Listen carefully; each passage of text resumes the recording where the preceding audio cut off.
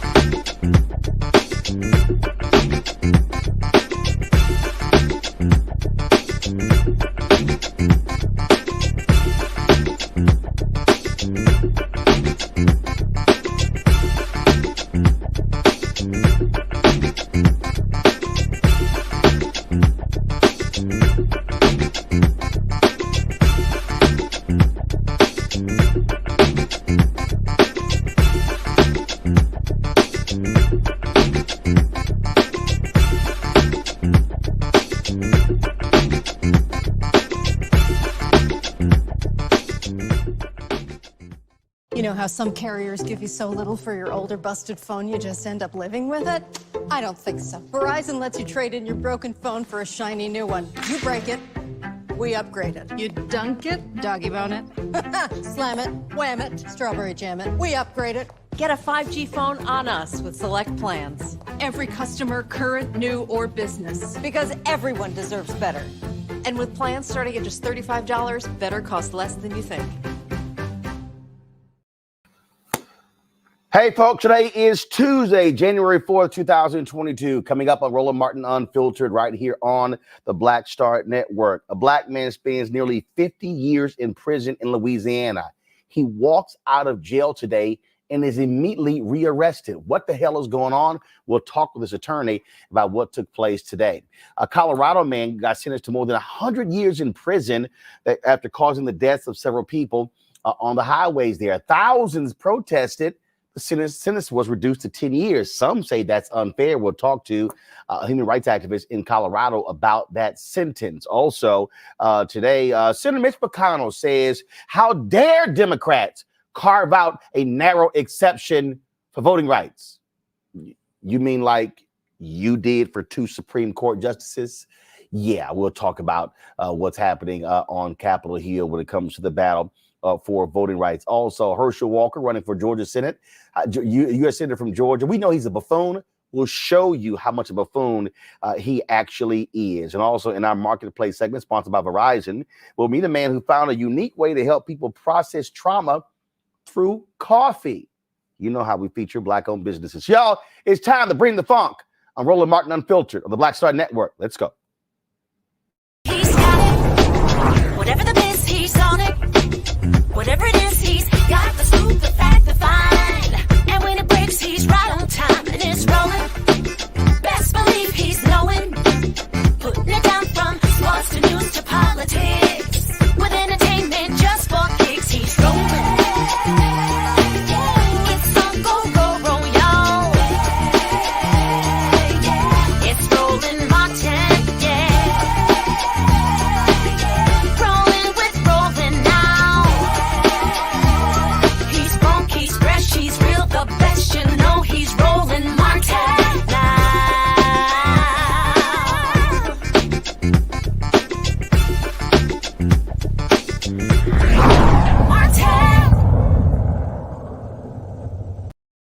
All right, a black man spends 47 years in prison in Louisiana. He is paroled. He is paroled. He is literally walking out of prison. And what do the idiots in Louisiana do? They arrest him on parole violations. Yeah, y'all. March 18th, Louisiana Board of Pardons and Committee on Parole unanimously voted that Bobby Sneed should be released from Angola prison.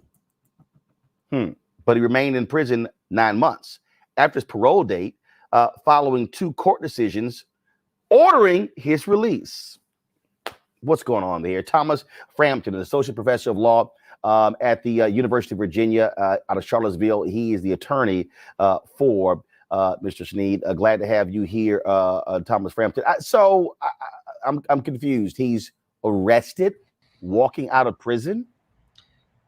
That's exactly right. I don't know if you can see me, but yeah. So no, we actually can't see you. I don't think your camera's on. I'm trying to do what I can to get on here. All right. So you click something there. All right. Let's see here. Apologize for any of the technical difficulties. It's all good. Here. Like we're getting an AVI. So you probably have to. What system are you using? Skype? What are you using? I'm using a link that was sent to me by your producer. So this is showing up. Yeah. So what you should do is you see the symbols on there. Cam mic. Yeah. All right. I want you to click cam mic, and then I want you to click camera. Yeah. There's a drop down menu there, and you need to click the drop down menu, and whatever particular camera you're using, click that camera. Yeah, it should be a FaceTime HD camera. I'm trying to get it to work. I apologize. All right. It's all good. It's all good. It's all good. So what we'll do, we'll simply just go full screen. We'll just show me. You can still try to make it work. But let me just ask you some questions. So when did this release happen? When did he walk out of prison? When was he arrested? So this whole ordeal actually goes back, as you said, till March. He actually should have been released 9 months ago. But about 2 days before Bobby's release, after 47 years in prison, he collapsed. So he's in Angola prison. He has a heart attack. His heart stops. He's actually resuscitated, and they bring him to the hospital. They save his life. It turns out that he had COVID. He had a severe case of hypoxia, of pneumonia in his lungs. But then when his release date comes and goes, instead of releasing him, they just bring him back to the prison, alleging that he didn't have a heart attack, that he had a drug overdose. Now, he's cleared of those charges. He is wait, hold on. They said he had a drug overdose, which means that he was in the hospital, meaning there was a toxicology report. That's right. And there are a couple issues there. One of them is that they injected him with opiates as soon as he collapsed. So any toxicology reports showing opiates doesn't really tell you a whole lot. The other big issue, though, was that there was no proof that the sample that they actually tested was Bobby's. So he was cleared of wrongdoing related to that. But nevertheless, they kept him in a prison cell. We've been fighting that case for about 9 months, and the Louisiana Supreme Court eventually agreed with us. They sided with us that Bobby has been held in violation of the 14th Amendment, that he has essentially been kidnapped ever since March 29th of this year. So we all yet again celebrated Bobby coming home. We had folks there at the prison gates ready to welcome him. He was, but literally at the moment of his release, after 47 years, the Louisiana Parole Board rearrested him yet again and took him now to a parish jail. And they're arguing that he committed a separate parole violation at some point during these past 9 months, while he hasn't been out on parole, but while he's been a prisoner still in Angola the entire time. So this is a photo here of Bobby Sneed that we have up right now. What is strange and crazy about this particular case is that so he gets rearrested. So where do we stand now? I mean, you literally have two judicial decisions saying release the man. What the hell is Louisiana Governor John Bel Edwards is doing? What is he doing? I mean, what's going on? So Bobby's just sitting there in prison, like in limbo? Yes. We are now in federal court. We're in front of a federal judge in the Middle District of Louisiana. But to answer your question, it's become increasingly clear as this saga has gotten more and more absurd over the past 9 months that until a federal judge sends in federal troops to actually enforce the U.S. Constitution, it does not seem like Louisiana officials have any interest whatsoever in respecting the 14th Amendment or the First Amendment. I mean, part of what's the subtext here is that Bobby has been outspoken about his case. He has been critical of prison officials, especially after this ordeal of the past 9 months. And so they're trying to teach him a lesson, and they're going to keep retaliating against him until literally a federal judge sends in federal authorities. I don't see any other end game here at this point. What was so strange here? I'm reading this particular piece here, and it says that in early May, Sneed was acquitted of a charge in prison. And this is what is hilarious. It said, however, so he was acquitted. However, a single member of the parole board moved to rescind Sneed's parole. The following week, the parole board convened a second hearing during which Sneed was not able to present evidence, call witnesses, or view the evidence against him. The board voted to strip Sneed's parole. I mean, first of all, what was he put in prison for? Why are they so desperate to keep this man in prison when he's been there for 47 years? Right. So you might think that Bobby, based on sort of the way they've been acting as some kind of serial killer, 47 years ago, after serving honorably in the U.S. military and being honorably discharged after Vietnam, Bobby served as a lookout for what was supposed to be a burglary. Now, the people that actually went into the house killed one of the homeowners, and that's an absolute tragedy. Bobby takes full responsibility for his role in that, but he has been serving time for murder, for essentially being a lookout to a burglary ever since then. You brought up this hearing in May. One of the state court judges who ordered him released, a Baton Rouge judge, one of the few black judges that Bobby has been in front of this entire time, referred to that proceeding as, quote, I don't know if you want to call it a hearing or a lynching. And that's an accurate question. What has been happening to Bobby over the past 9 months has the veneer of a legal proceeding, but in reality, it resembles nothing close to what we would think the rule of law should look like in America. Are there any state officials who are clamoring for the man to be released? I mean, who's speaking up for him? Every top level state official has been doing everything they can to clean their hands of this. We've talked to the Secretary of the Department of Public Safety and Corrections, reached out to the governor's office, and at every turn we get, well, this is just up to the parole board. Now, I don't buy that, right? The governor or the secretary, they could make this end tomorrow. But a lot of the responsibility really rests here with these unaccountable bureaucrats that make up the Louisiana Parole Board, who just have incredible amounts of power. And frankly, I think have gotten accustomed to abusing that sort of discretion and power that they wield.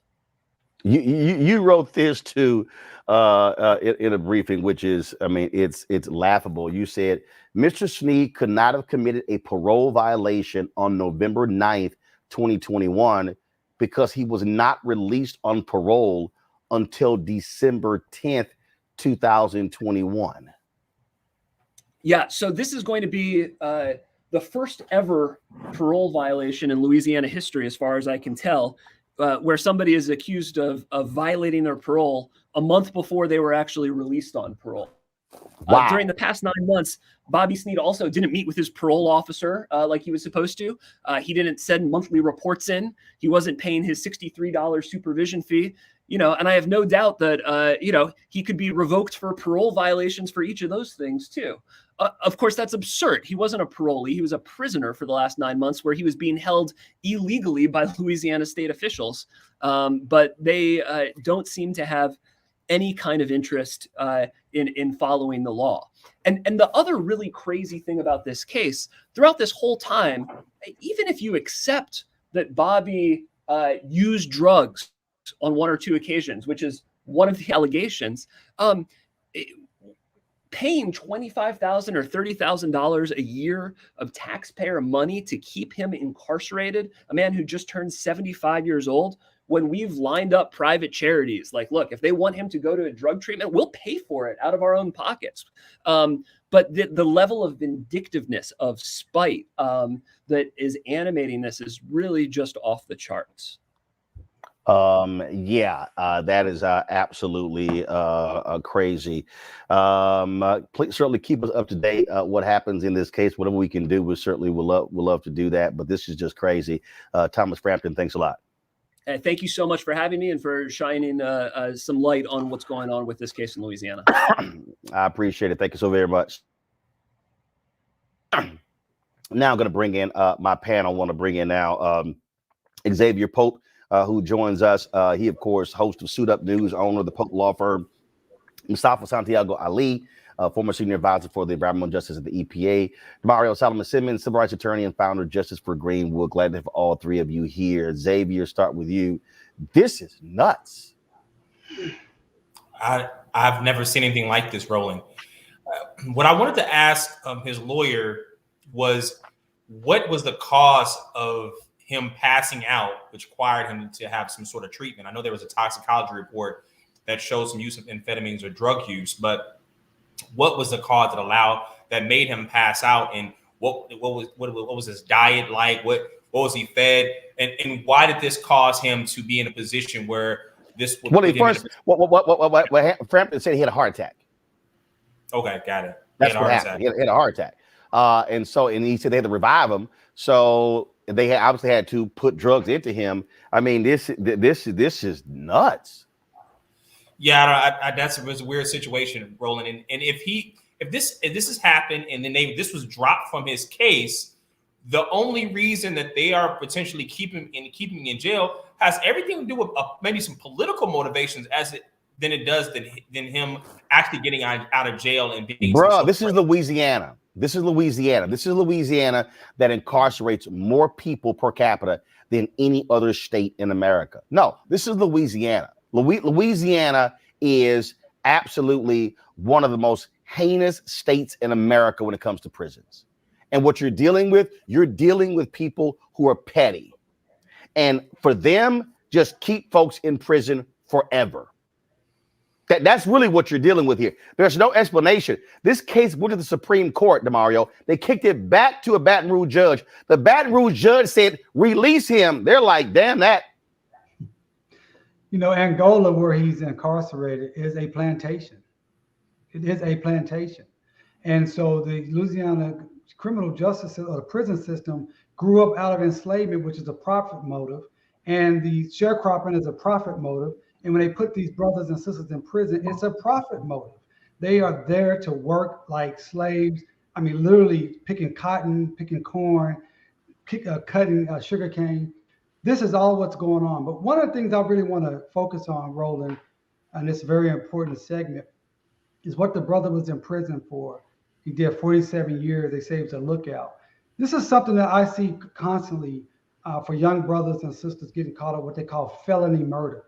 And this is something that our community needs to understand, that these felony murder charges, you don't have to be the one that pulled the trigger. You don't have to be the one that killed the person. If you actually there, you know, I was watching 48 Hours, another 48 Hours, one of the shows was showing people getting killed and the police trying to figure out who did it. This past weekend, it's a mindless TV. And everybody goes in there and say, oh, I didn't actually shoot him. No, I didn't actually stab him. I was there, but I didn't know what was going to happen. You still get caught with felony murder. I don't think felony murder is a good doctrine, but it is a doctrine that most states have. And our people need to be careful about that, particularly our young people, who you're going around with, who you're hanging out with, and who you are getting in the car with. My grandma used to say, I need to know who you're getting in the car with. So I think that's also a part of this story, Roland. I think Thomas Frampton is still with us. You sure there, Thomas? I am, if you can hear me.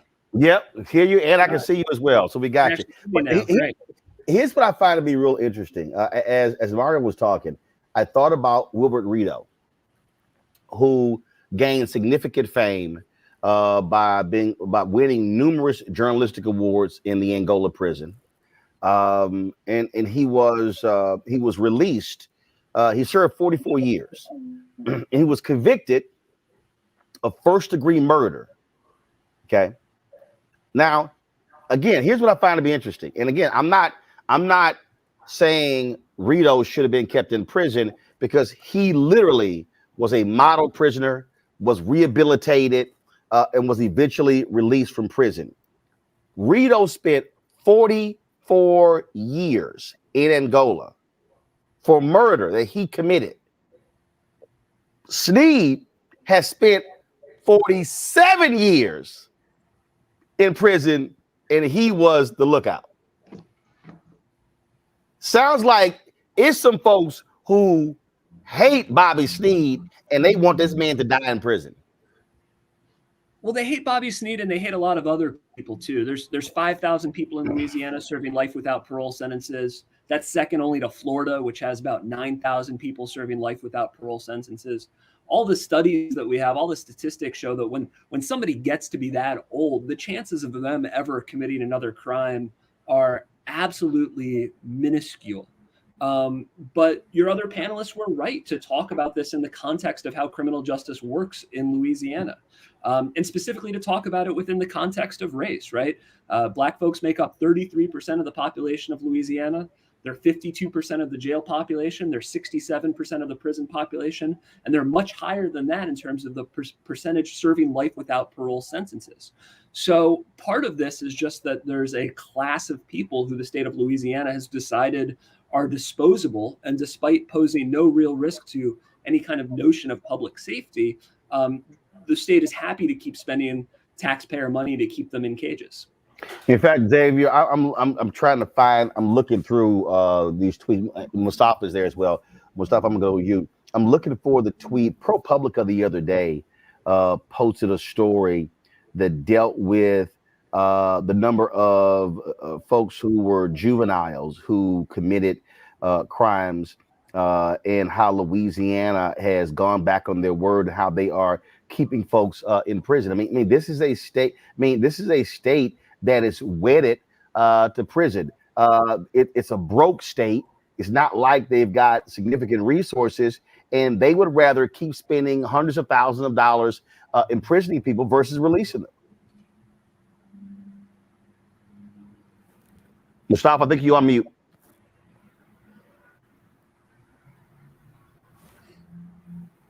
All right, keep talking. We still can't hear you, Mustafa. So Xavier, you can answer that question to Keenan. You can work with Mustafa to figure out what's going on. Xavier, go ahead. This is just a violation of the Constitution. And it's also the breaking of the promise by a state that cares more about a governor. It was a judge. We just talked about a judge just recently using the N-word in her cases being reviewed. And here we are right back in the state of Louisiana, where there is a man in prison when he should be out of prison, and the state putting their resources more into keeping this man in prison than making sure that there is no miscarriage of justice by a judge who refers to those that enter her courtroom potentially as N-words.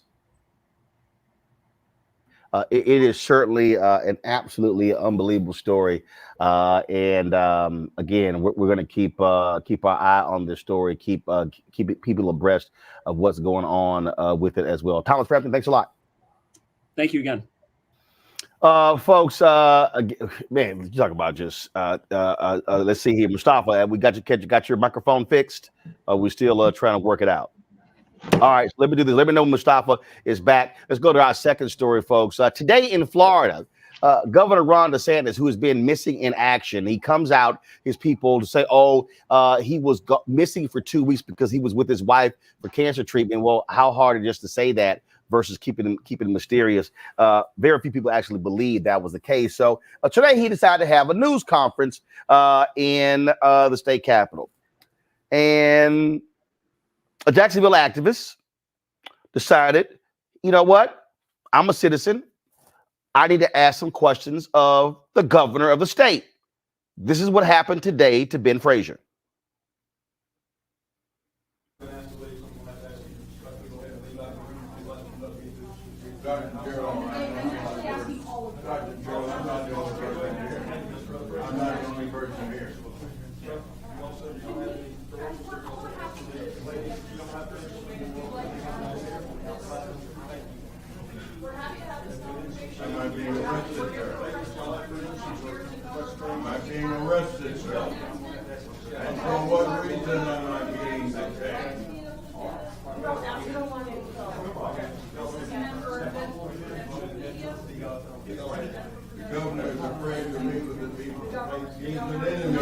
people. He is an enemy of the people.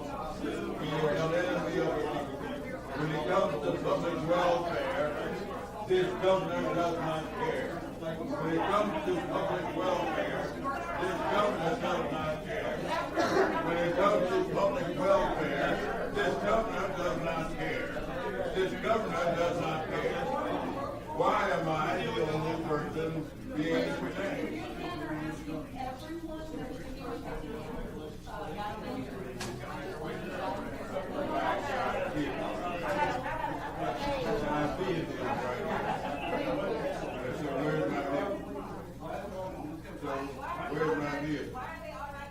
Wait a minute. Wow, whoa.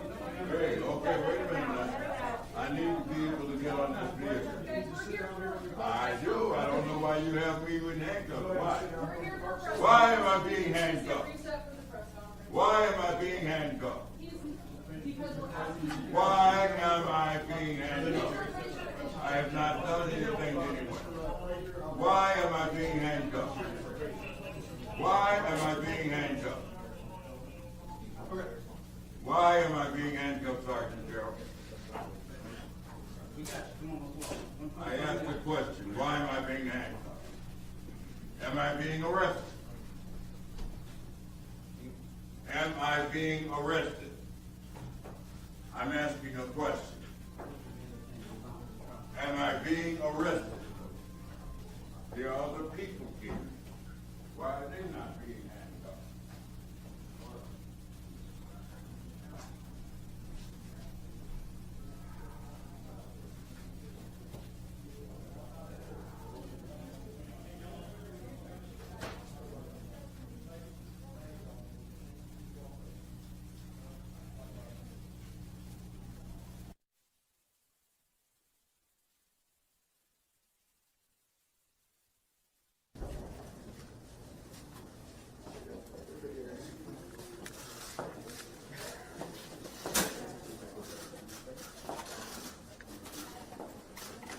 Why am I being handcuffed?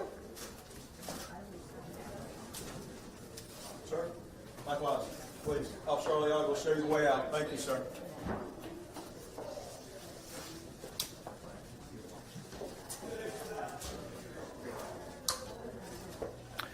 So Ben Frazier kept asking that question, why am I being handcuffed? This was the statement from Christina Pushaw, who is the press secretary for Governor Ron DeSantis. The press conference is for credentialed media to cover information from the governor's office and state leaders that is important for the public to hear. Mr. Frazier is an activist, not a member of the press. Every citizen has the right to protest in public places, but not to trespass in a secured facility in order to disrupt a press briefing and prevent information from being conveyed to the public. Kind regards, Christina Pushaw. All righty then. Joining us right now from Jacksonville, Florida is activist Ben Frazier. Ben, glad to have you here on Roland Martin Unfiltered. First of all, were you actually arrested or were you detained? I was actually arrested. Allow me to say thank you so much for having us on the show this evening. I think it's also very interesting that I've spent 50 years as a credentialed journalist, a member of the National Association of Black Journalists, but now I'm just an activist. So I guess I've been either demoted or they're simply ignoring my past credentials as a journalist. Yes, I was in fact arrested. The charge was trespassing after warning. They took me out, as you could see there in the handcuffs, set me down in a patrol car, then said that they would give me some ticket that would allow me not to have to actually be booked into the jail, but arrested, yes. All right. So, and so they're saying that, well, only media could be there. The point that you kept making was, I want to ask this governor some questions because it's not like he's been present for citizens to ask him questions. Precisely. The bottom line here is that this was a public official in a public building on public property. Fact of the matter is, DeSantis has been running the state of Florida like a dictator for far too long. Today we said no longer. Today we said hell to the no. To the contrary, this man does not have absolute power. Here in Jacksonville, the activist movement decided to check him. We said to the governor, check yourself before you wreck yourself. We will not allow him to have absolute power with no constitutional limitations any longer. We will not allow this governor to continue to trample and to stifle our rights. We know that this is a governor who wants to violate our constitutional rights to assemble and to protest. Jacksonville is now ground level zero. We're calling out on our activist friends to join us right here in Jacksonville as we continue to turn it up, because we have to look out for the rights of poor and Black people. We cannot sit back any longer quietly with lockjaw. We're going to disrupt this situation, just as Dr. King did and John Lewis did when they crossed over the Edmund Pettus Bridge more than 50 years ago. We're accepting the baton, Roland, in the relay race of history, a baton that was run with the race of our ancestors and other activists before us, Fannie Lou Hamer, Medgar Evers, John Lewis, Stokely Carmichael, and others. We are going to continue to stand up, speak out against any and all forms of social, racial, and economic injustice. Obviously, Ron DeSantis is desperately trying to run for re-election as to governor of Florida, but also he wants to run for president in 2024. Right. Well, the bottom line here is that when politicians begin to put politics ahead of human life, then we, the people, must stand up. Throughout the entire course of this pandemic journey that we're all on, this governor has been asleep at the wheel, not paying attention to the important problems of the pandemic. And of course, as you mentioned, in recent weeks, he has been missing in action. We are suggesting, humbly so, that it's time for this governor to straighten up and fly right. Time for him to stop playing politics with the pandemic. Time for him, for that matter, to stop playing politics with the murder of George Floyd and this HB1 law where he's trying to stop us from protesting. The people of Florida need politicians who are prepared to provide us with greater trust, transparency, and accountability. This governor is not that person. He is unreliable, undependable, not genuine, not good, not honest. He's corrupt. He's an enemy of the people. Questions from my panelists. Mustafa first. Can you hear me? Yeah, we got you. Go ahead. All right. Well, thank you, sir, for standing up. You had mentioned that you need other activists to come and join. What would that look like? How can folks be helpful? Well, we want other activists throughout the United States to understand that Jacksonville and the progressive community down here is quickly becoming ground level zero of all places. We shouldn't be surprised. Places like Montgomery, places like Selma and Birmingham became that ground level zero for so many times in the past. We shouldn't be surprised that a place like Jacksonville, where Axe Handle Saturday took place back in August of 1960, when we attempted to integrate public accommodation down here. And so we shouldn't be surprised. We need to hear from Al Sharpton of the National Action Network. We need to hear from Jesse Jackson, who we talked with a few weeks ago. We need grassroots community activists to go ahead and understand that we need help down here in Jacksonville, that we must begin to speak out and push against all the economic disparities that so many of us are confronted with throughout the United States. Healthcare, housing, economics. We've got to address these issues. It's time for us to light this thing up again and not sit back and take it. I'm telling you that, quite frankly speaking, as an activist, I'm mad as hell, and I'm not taking it anymore. We're going to stand up and we're going to speak out, and we're asking others to join us. Our website, you can go to national website is the organization, the Northside Coalition of Jacksonville. And our email address, of course, is northsidecoalition@gmail.com. I'm sure that's music to the ears of Demario Solomon Simmons, Demario. Yeah, Brother Ben, I'm so glad that you're safe. I wanted to ask you about what are you going to do legally? I mean, and I watched the video. It looks like you may have a claim for the violation of your First Amendment rights. But also, my mother uses a walker. And so very sympathetic and very concerned to see them not allow you to use your walker as you walked out the room. You may have a claim for ADA, Americans with Disability Act violation. Are you pursuing any of those claims to show these people not only from an activist standpoint, but from a legal standpoint, you will stand up and fight these claims on all fronts? We're going to fight the claim on all fronts, yes, sir. But there's one fish that's a bigger fish that we need to fry. And that is the HB1 law, which the governor has signed into law last May.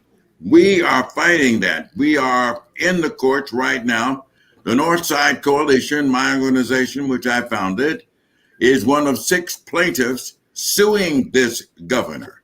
We have a preliminary injunction already, and we're trying to understand that this whole law, HB1, needs to be thrown out.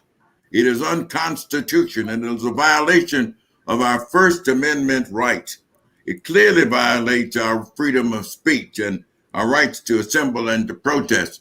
This law is not what democracy looks like. We will not be stifled by this governor's brand of racist politics.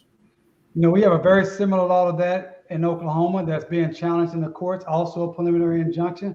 They also try to make it legal, and maybe they're doing this in Florida, where you can run over protesters and not suffer any type of legal liability. And that certainly is targeted towards Black and brown activists to keep us quiet and keep us out of the streets and out of utilizing our constitutional rights. So, Brother Ben, I'm excited to meet you, and I'm proud of you, and we will stand with you and the other people at the Northside Coalition of Jacksonville. We're calling on activists everywhere. Use this as our reckoning, our wake-up call. It's time for us to stand up and to speak out. No more silence. Let's stand up. Xavier.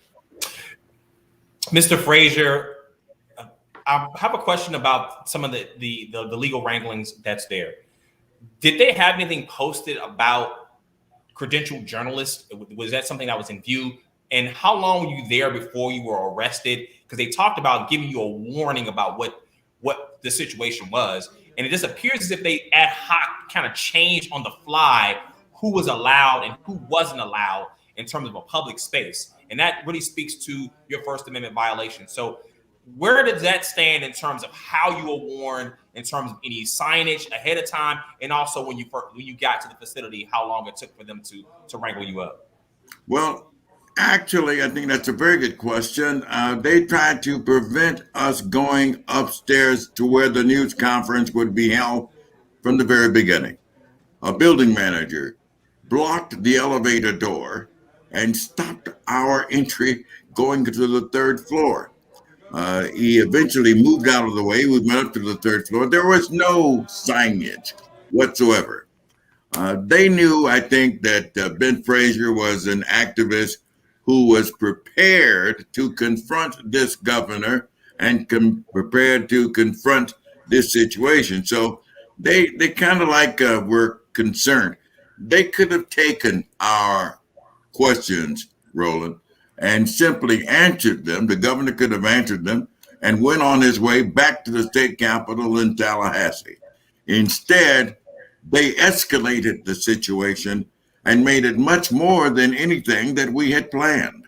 It is unfortunate, but I am here to tell you that we will not put up with this in a violation of our First Amendment rights. It is absolutely imperative. Public expression is critical to a functioning democracy.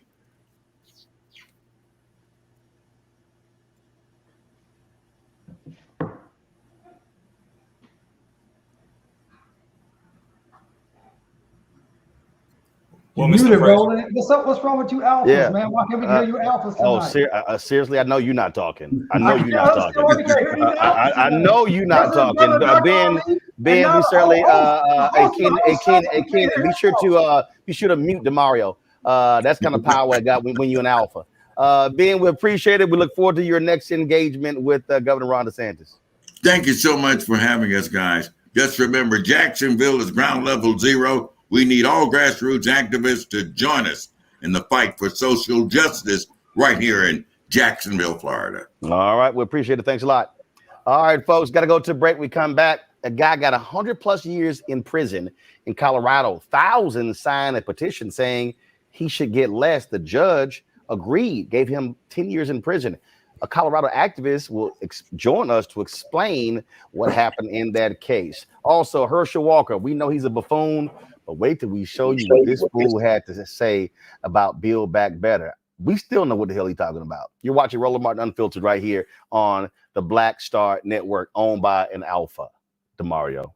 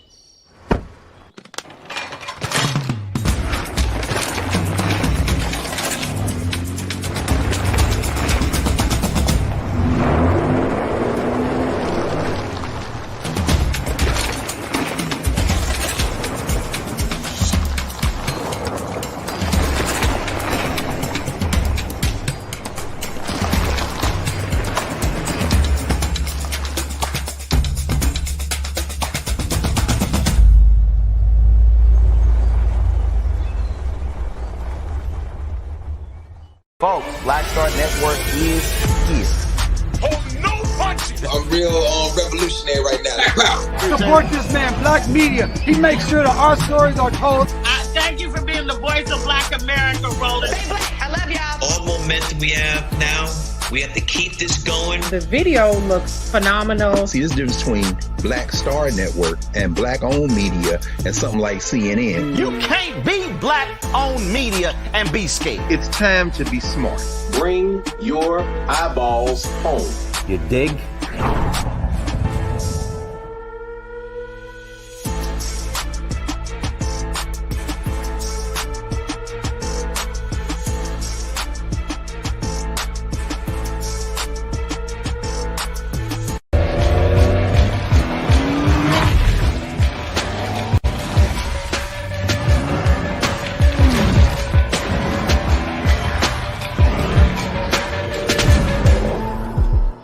Hey everybody, it's your girl Lunel. So what's up? This is your boy Earthquake. Hi, I'm Chaley Rose, and you're watching Roland Martin Unfiltered.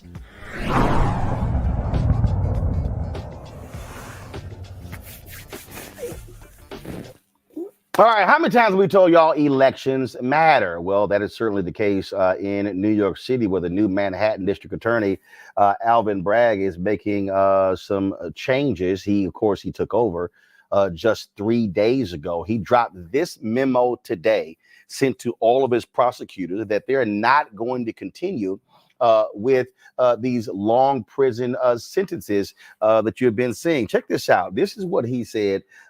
He said that, look, only in the major cases, only in things such as homicides, domestic violence, felonies, some sex crimes, and public corruption, are they going to seek what he called carceral sentences.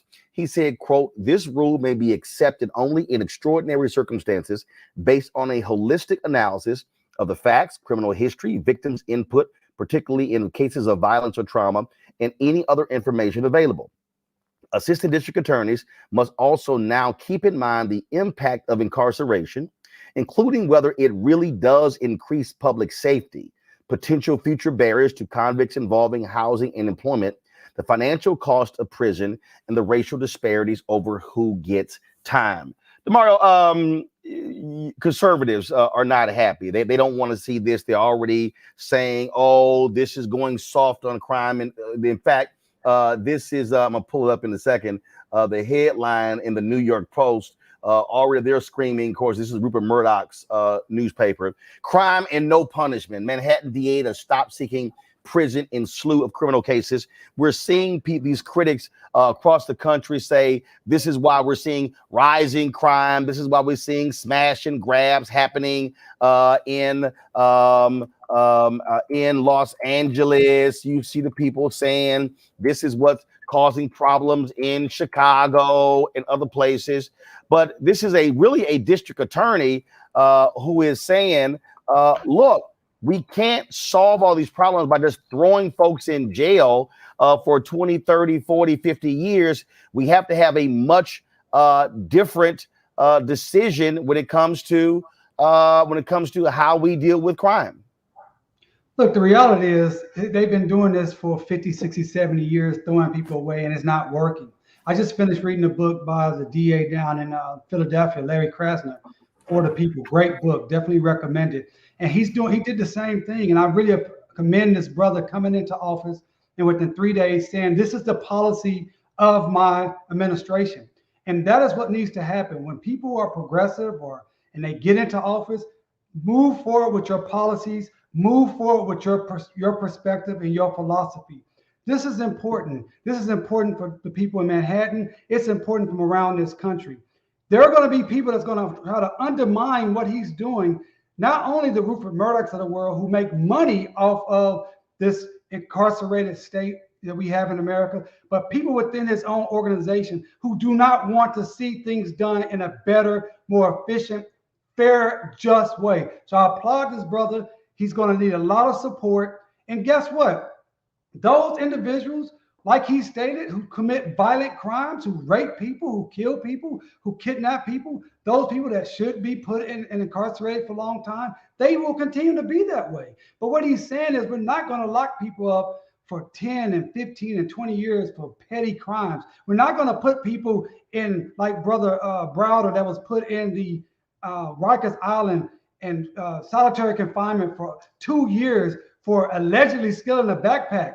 Those are the things he said we're not going to do. He's trying to put people first, make sure he does his job, and make sure we can have a society that's more equitable and just for everyone, everywhere. Xavier, what do you make of this memo put out by the new DA? That's swift action being done to ensure that the people that are supposed to be in jail are in jail. The people who shouldn't be in jail, who should work towards more productive lives and contribute to society are. And the same people who criticize crime and punishment without any repercussions are the same people who supported Kyle Rittenhouse for murdering people. Same people who would support George Zimmerman for killing Trayvon Martin, who don't support Letitia James in that same state of New York going after Donald Trump for some of his crimes in that particular state. Not willing to support going after insurrectionists and those at the highest level of office that invaded our democracy over almost a year ago today. So crime and punishment really depends on the politics of those who want it to change. And it should change from those who really want to live a successful life and move up in society, and really put our attention on those who should be in jail and those who say they want to be able to save money as taxpayer dollars. This is how we do it. Mustafa, again, he better get ready for the attacks.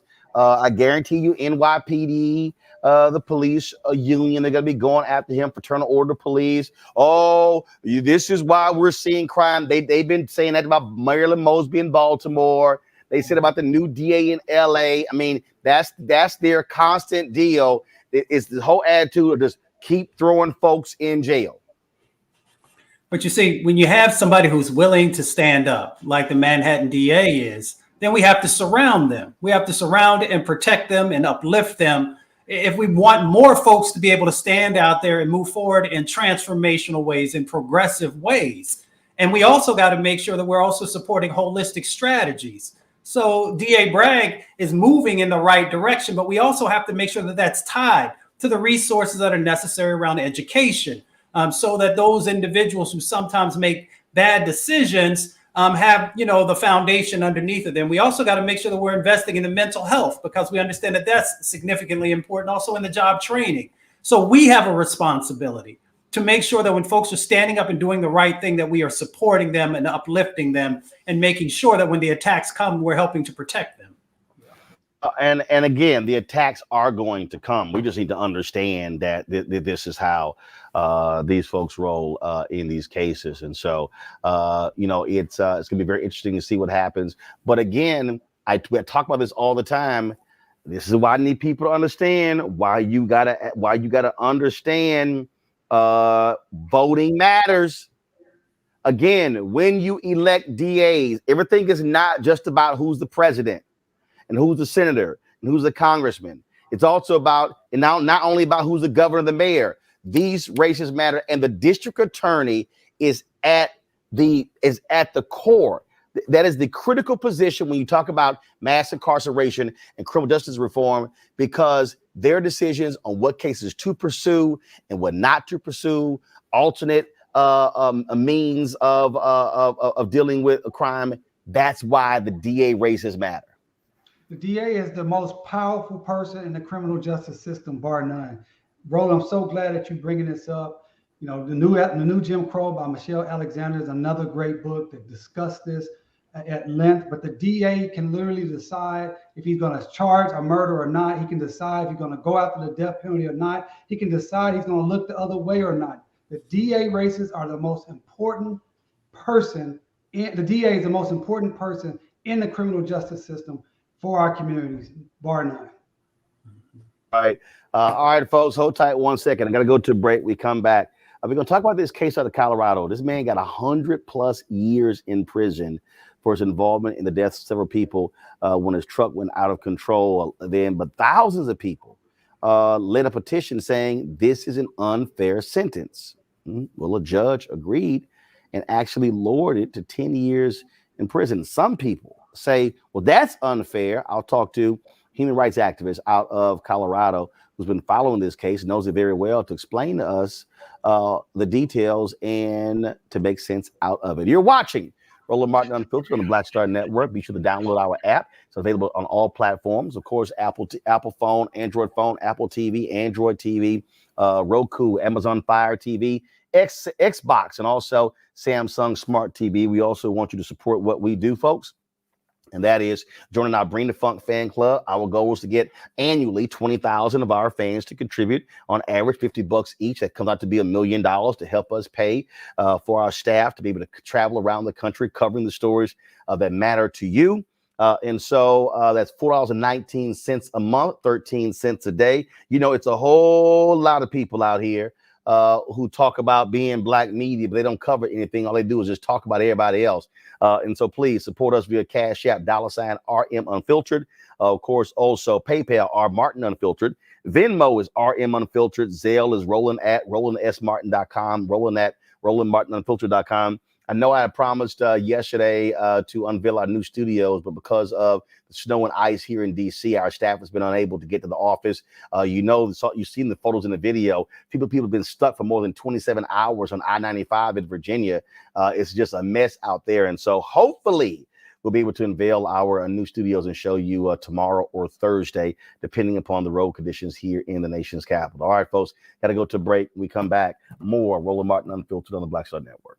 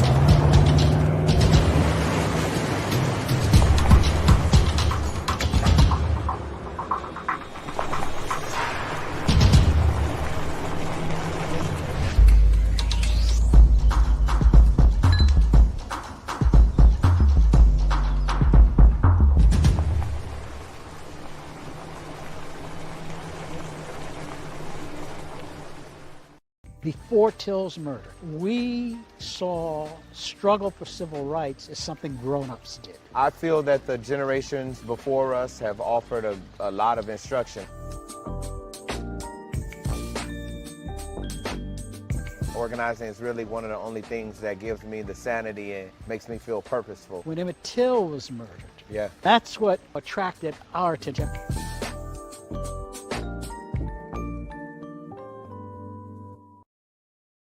Yo, it's your man Dion Cole from Blackish, and you're watching Roland Martin Unfiltered. Stay woke.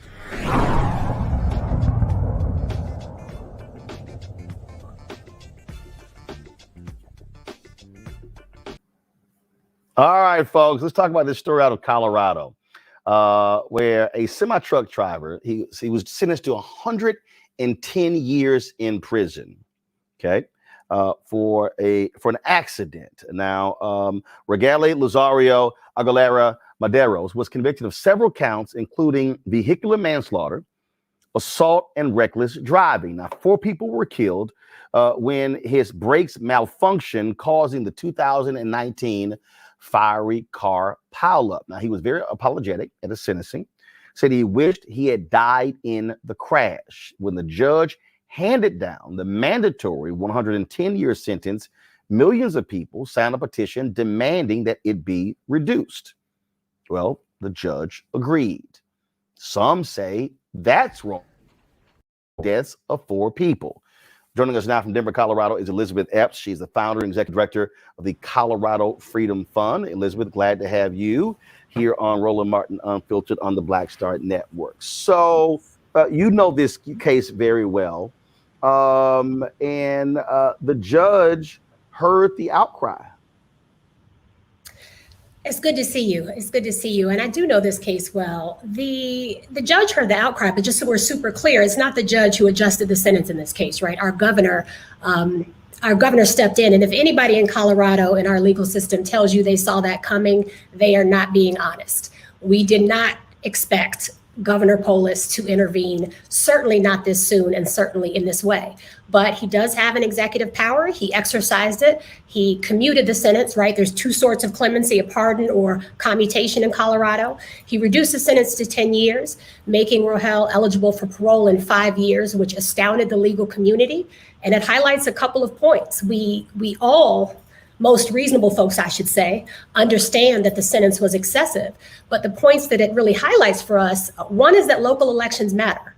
I'll say it again, local elections matter, both of our district attorney, but also of our state legislators who set our minimum sentences in Colorado.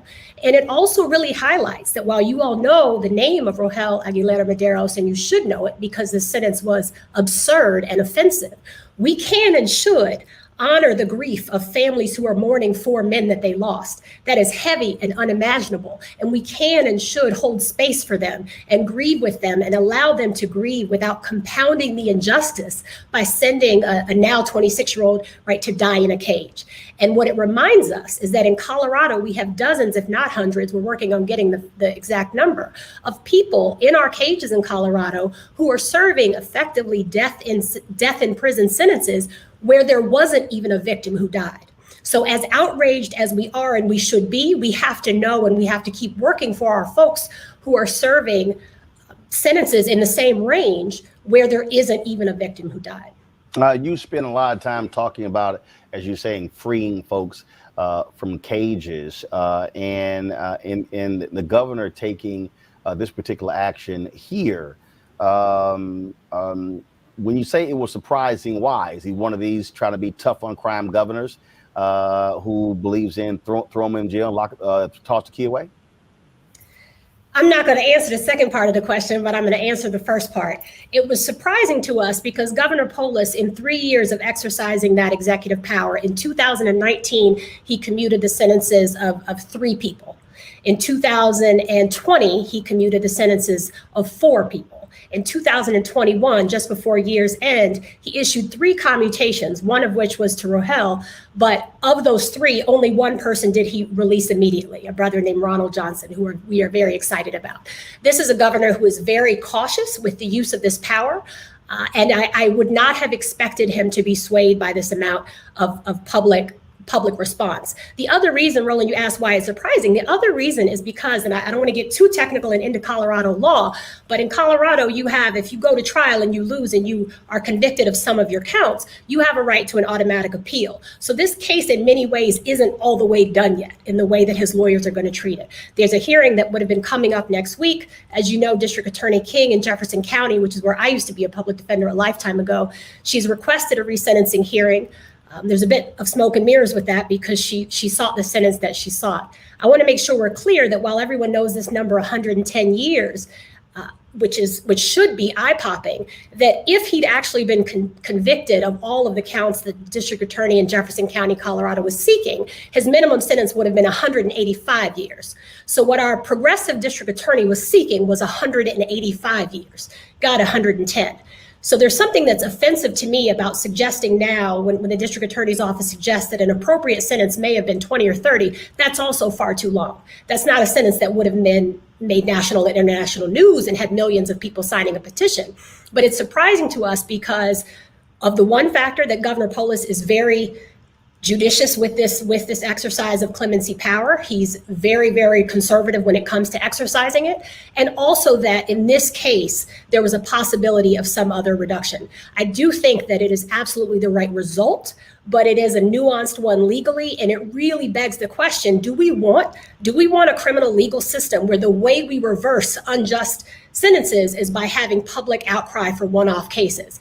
I'm going to submit to you and invite you to consider that the answer to that is no, that's not how we want to operate. But it still gives us the right result for Rahel. But it is absolutely surprising. While it's the right result, it is not one that reasonable folks saw coming. I'm glad you made that point there about the outcry, because the reality is that's why we're even here. And again, when these things happen, governors are praised for their actions, when in fact what we should be talking about is wholesale changing of our sentencing guidelines and also who we prosecute and how we do it. We were just talking about the story out of New York where the new district attorney in Manhattan has made it clear that we're not going to pursue a bunch of these cases and spending time just trying to throw everybody in prison.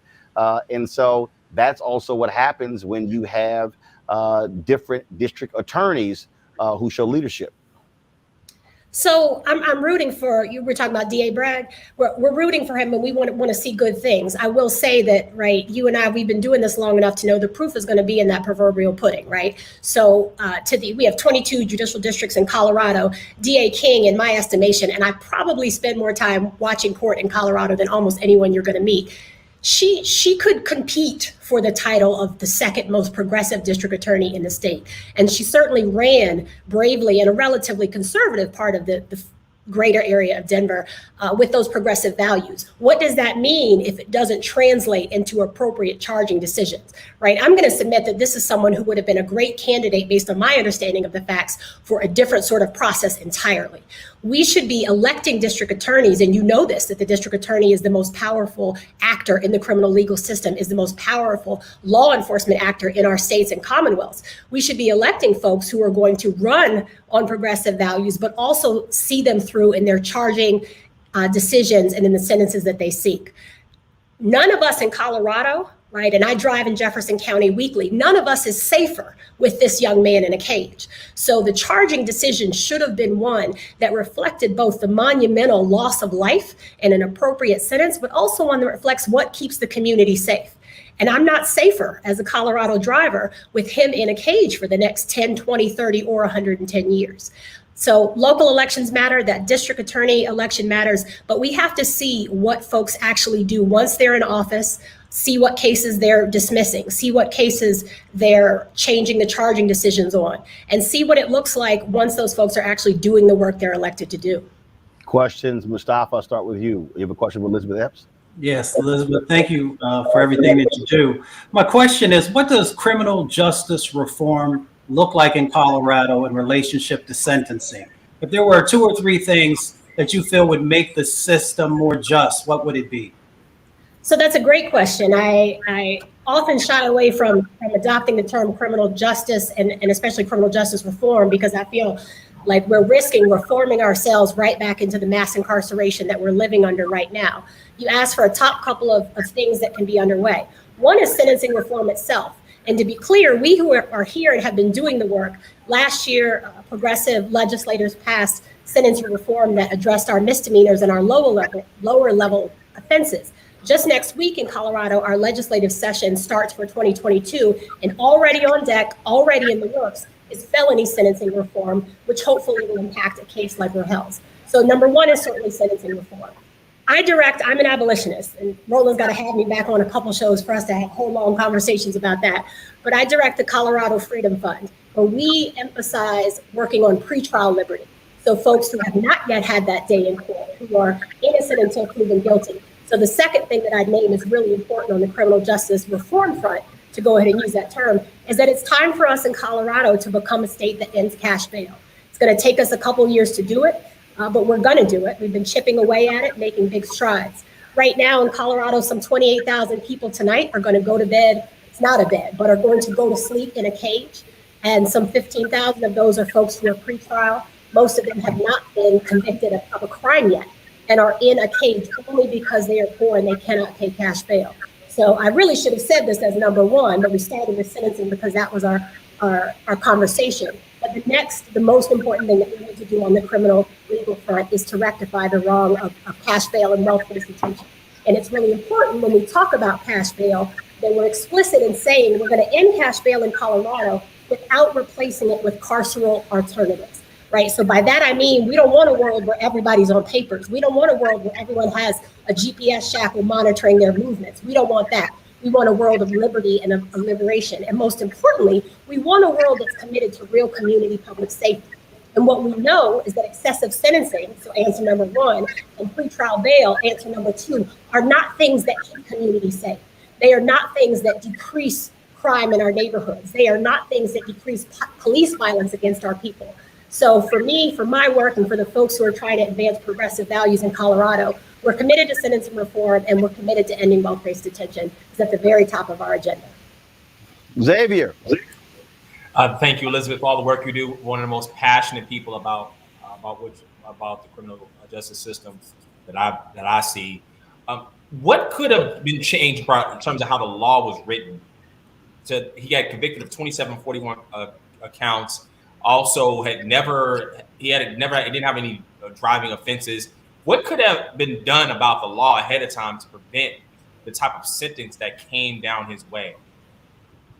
So it's a great question. And I mean, and the most basic answer to what could have been done in terms of what in statute could have been done would be addressing getting rid of our mandatory minimums. So both changing via our legislature, changing the minimums or removing them entirely, but also removing the provisions that require the sentences to run consecutive. So you all know what we mean by that, right? So that in certain cases, felony threes, F3s we call them, the highest level of offense he's convicted of, that the law says currently that those have to run, the sentences have to run one after another as opposed to at the same time. So our legislators, the progressive ones, are already coming for that this session, so that could have been in place. But I think it's really important to amplify that while it's a great question to say what could have been different about the charging matrix, as it were, or the sentencing matrix, is that the district attorney already has that discretion. We've talked about her outsized power and her being the strongest, the player with the most power in the criminal legal system. This case didn't have to be charged this way. What we don't yet have a statutory fix for, and am I allowed to mention that I'm running for office, Roland? I'm not sure. Girl, okay, look, how many times I gotta tell you this is my damn show? Sorry.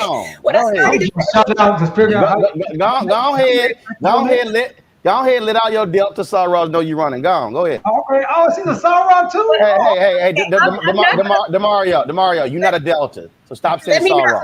Elizabeth, go ahead. What I was going to say, fam, I'm so sorry. What I was going to say is that when I'm elected and when progressive colleagues of mine are elected to the state legislature, one of the things that we're going to have to attack is the trial penalty. And I hope y'all have heard of that, right? So we got you. The trial penalty is really, in addition to being The victims here, I want to be very explicit. The victims are the 4 men who are gone. The victims are the families who are mourning those men. The victims are the folks who are recovering from their injuries. And yet we also have Herschel, who is a victim of a criminal legal system that is racist, classist, punitive, and imposed upon him what we call a trial penalty. And what that means is, right, there was some degree of negotiations between his defense counsel. His defense counsel changed over time, but his defense lawyers and the district attorney had negotiations, and there was some offer. He didn't accept the offer. He exercised one of the most important rights that we have constitutionally, his right to a trial. And the district attorney and her team saw fit to seek a penalty of 185 years to essentially bully him, as it happens every day in municipal court, county court, district court, federal court. Every day, prosecutors, district attorneys, Commonwealth attorneys, states attorneys, they use that power, that trial penalty, to threaten folks and bully them into taking bad pleas.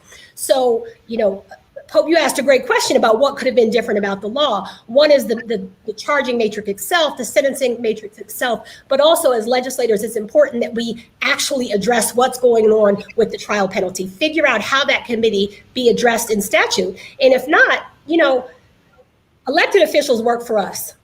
Primary everybody, right? These are Democratic DAs in our big cities who are making these decisions, and he fell victim to a trial penalty, and it's really unacceptable. DeMario, question. Yo, I have a question. I mean, we talked a lot about the young man getting the sentence, but I've just read a little bit about this case. Maybe you can help me with this. But I understand that his company he worked for had a history of having these type of problems with their reporting and their trucks. What is happening to the companies? Because I think the individual, you said it earlier, Elizabeth, about one-off. How are we holding these companies accountable, responsible for allowing the type of vehicles and things on the road that this could even happen? Is anybody having that discussion in Colorado? So the short answer is yes, they're absolutely having those conversations. I'm going to hesitate to give too many specifics because most of what I've heard has been conjecture and speculation. And I'm a big believer that if you don't know, it's okay to say, I don't know. What's also important is that we do have to hold these companies, or this company in this case, accountable. That word gets tossed around a lot, right? Accountability. What does that mean? And what it's going to mean is making sure that our young drivers, any age drivers, but he's particularly young, are appropriately trained, that they have someone with them when they're learning how to drive in our very complicated mountain passes, that they understand, right, all the mechanics. Just driving in the mountains is hard, y'all. It is hard. It is fun to play in, but difficult to drive in. So what accountability looks like for the company means really doing that sort of deep dive. It's my understanding that the company is not actually based out of Colorado. And it's also my understanding that some day after the incident, there were some issues relating to reincorporation or changing of names. And I know that good folks who are thoughtful are looking into it, and that it'll be addressed. All right, Elizabeth Epps. Look, I told you again, I own this show, so it ain't like you're gonna be on one time. So don't be talking about it if I come back. So we'll definitely have a conversation about being an advocate. Where can they reach you? Roland, you just froze up on us, buddy. I lost you for a second. I'm here. If folks want to reach out to you, how do they do so? So they should do so. My first name is Elizabeth, and I'm old enough that my Twitter is just @Elizabeth. My whole name is Elizabeth Epps, and my campaign Twitter is just @Elizabeth Epps. My people, my team, I haven't looked at my phone, but I'm sure they are blowing me up to remind me to tell you, to remind your folks to go to electelizabeth.com. I'm running for the Colorado State Legislature because my community has asked me to, because they know that when we have folks like myself in office who are closest to the pain and we need to be closest to the power, as Representative Presley says, that things like fixing sentencing reform will be underway when I'm in office. So electelizabeth.com is how they'll find me, or just @Elizabeth with an S on Twitter. It's really great to be with y'all. I'm so thankful for Black media. Appreciate it. Thanks a bunch. We'll chat soon. See you soon. All right. Folks, going to a break. We come back. The buffoon, Herschel Walker, talks. We still know what the hell he's talking about. We're going to show you that video next on Roland Martin Unfiltered on the Black Star Network.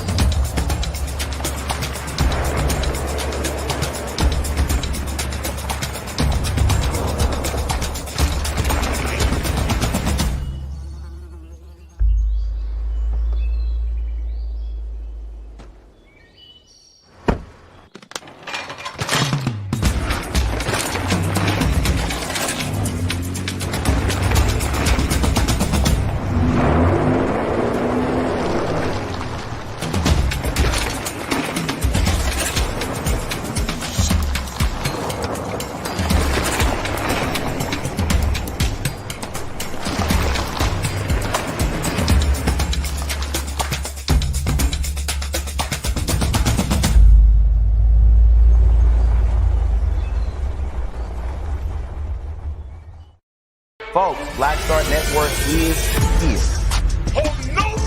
I'm real revolutionary right now. Support this man, Black Media. He makes sure that our stories are told.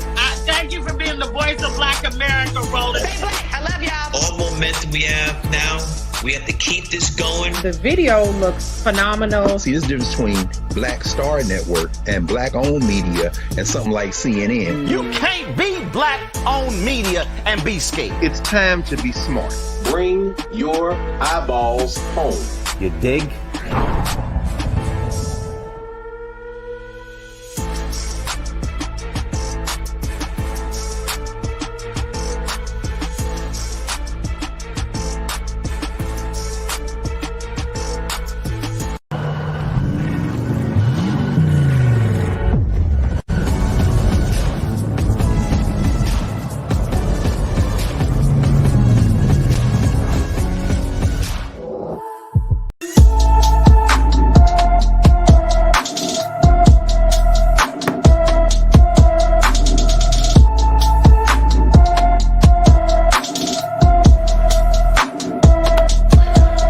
Folks, 15-year-old Elise Payne disappeared from Virginia Beach, Virginia on New Year's Eve. Elise Payne is 5 feet 4 inches tall, weighs 180 pounds, has black hair, brown eyes, wears glasses. When she was last seen on New Year's Eve, she was wearing a yellow neon shirt and gray sweatpants. If anyone knows of Elise's whereabouts, please call the Virginia Beach Police Department at 757-385-5000, 757-385-5000.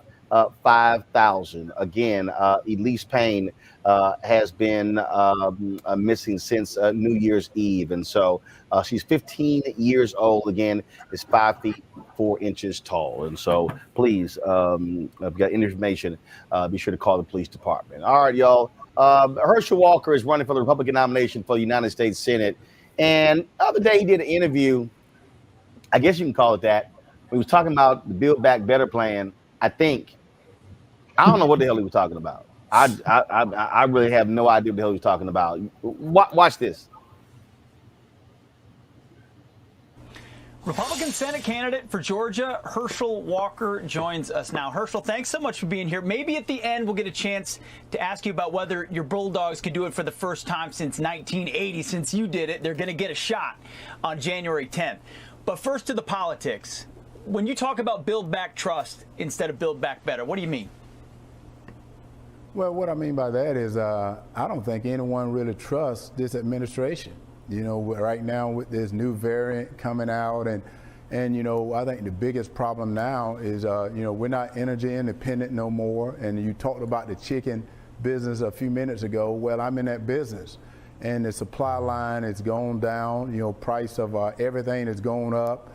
And, you know, you look what he did in Afghanistan. No one want to talk about that anymore, but do the military trust in him? Do all the police trust in their people that lead in their cities? Look at no one is talking about the border anymore. Where is the trust in the administration anymore? And that's the reason I'm running for this Senate seat, because I want to bring some trust back into this country, the greatest country in the world.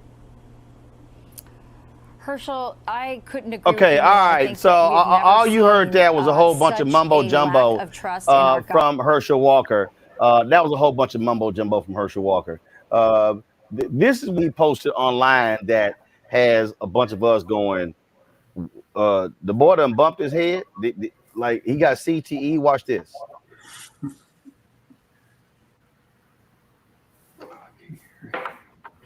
Let me start it over. Here we go. Build Back Better. You probably want something written like Lord of the Land, stating all men are to be treated equal. Oh, we have the Constitution. So you probably want to put people in charge who's going to fight for the Constitution. Just thinking. God bless you. Build Back Better. Yeah, I'm going to play it again just so y'all can try to figure out what the hell he's talking about. Stating all men are to be treated equal. Oh, we have the Constitution. So you probably want to put people in charge who's going to fight for the Constitution. Just thinking. God bless you. Well, the Buddha, I don't really know, Mustafa. I don't know what the hell that fool talking about. I mean, it's such a shame when you see folks who have been successful in other parts of their life to just be put in positions where they're not prepared. And I'm not going to blame it on brain trauma or any of that other kind of things that maybe is a part of the mix, but that was just so unintelligible. And it was also the things he said earlier before that particular clip were just flat out wrong and full of misinformation and lies. And if he cares anything about the folks who are there in his state, then he would know that the Build Back Better, if implemented properly, will actually bring jobs. It'll address the environmental issues that are going on. It helps to make sure that there's housing for folks who have been housing insecure, make sure that healthcare is expanded, so many different types of things. So it's such a shame when you see someone like Herschel Walker, who is just out of touch and continue to feed misinformation to folks. I just sat there and like, really, Xavier? I mean, I mean, and again, and then the whole, but the military, do they trust this guy? It still trips me out that we're living in a country where President Joe Biden has not been able to recover his approval ratings since the decision to pull out of Afghanistan, when all them people who were talking about let's stay in Afghanistan had no kids in Afghanistan. We were spending billions upon billions of dollars and we're getting nowhere. And so now you want to blame Biden for actually saying, no, we leaving. We getting the hell out. This makes no sense whatsoever.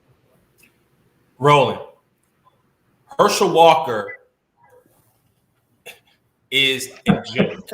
And he symbolizes the Republicans' desire to put in people who represent this false sense of symbolism of their ideals without any demonstrated ability to able to serve the public that they're running for office. You just had Elizabeth Epps on here, who has demonstrated her ability to serve the public, who understands the laws, understands the stakes, has put her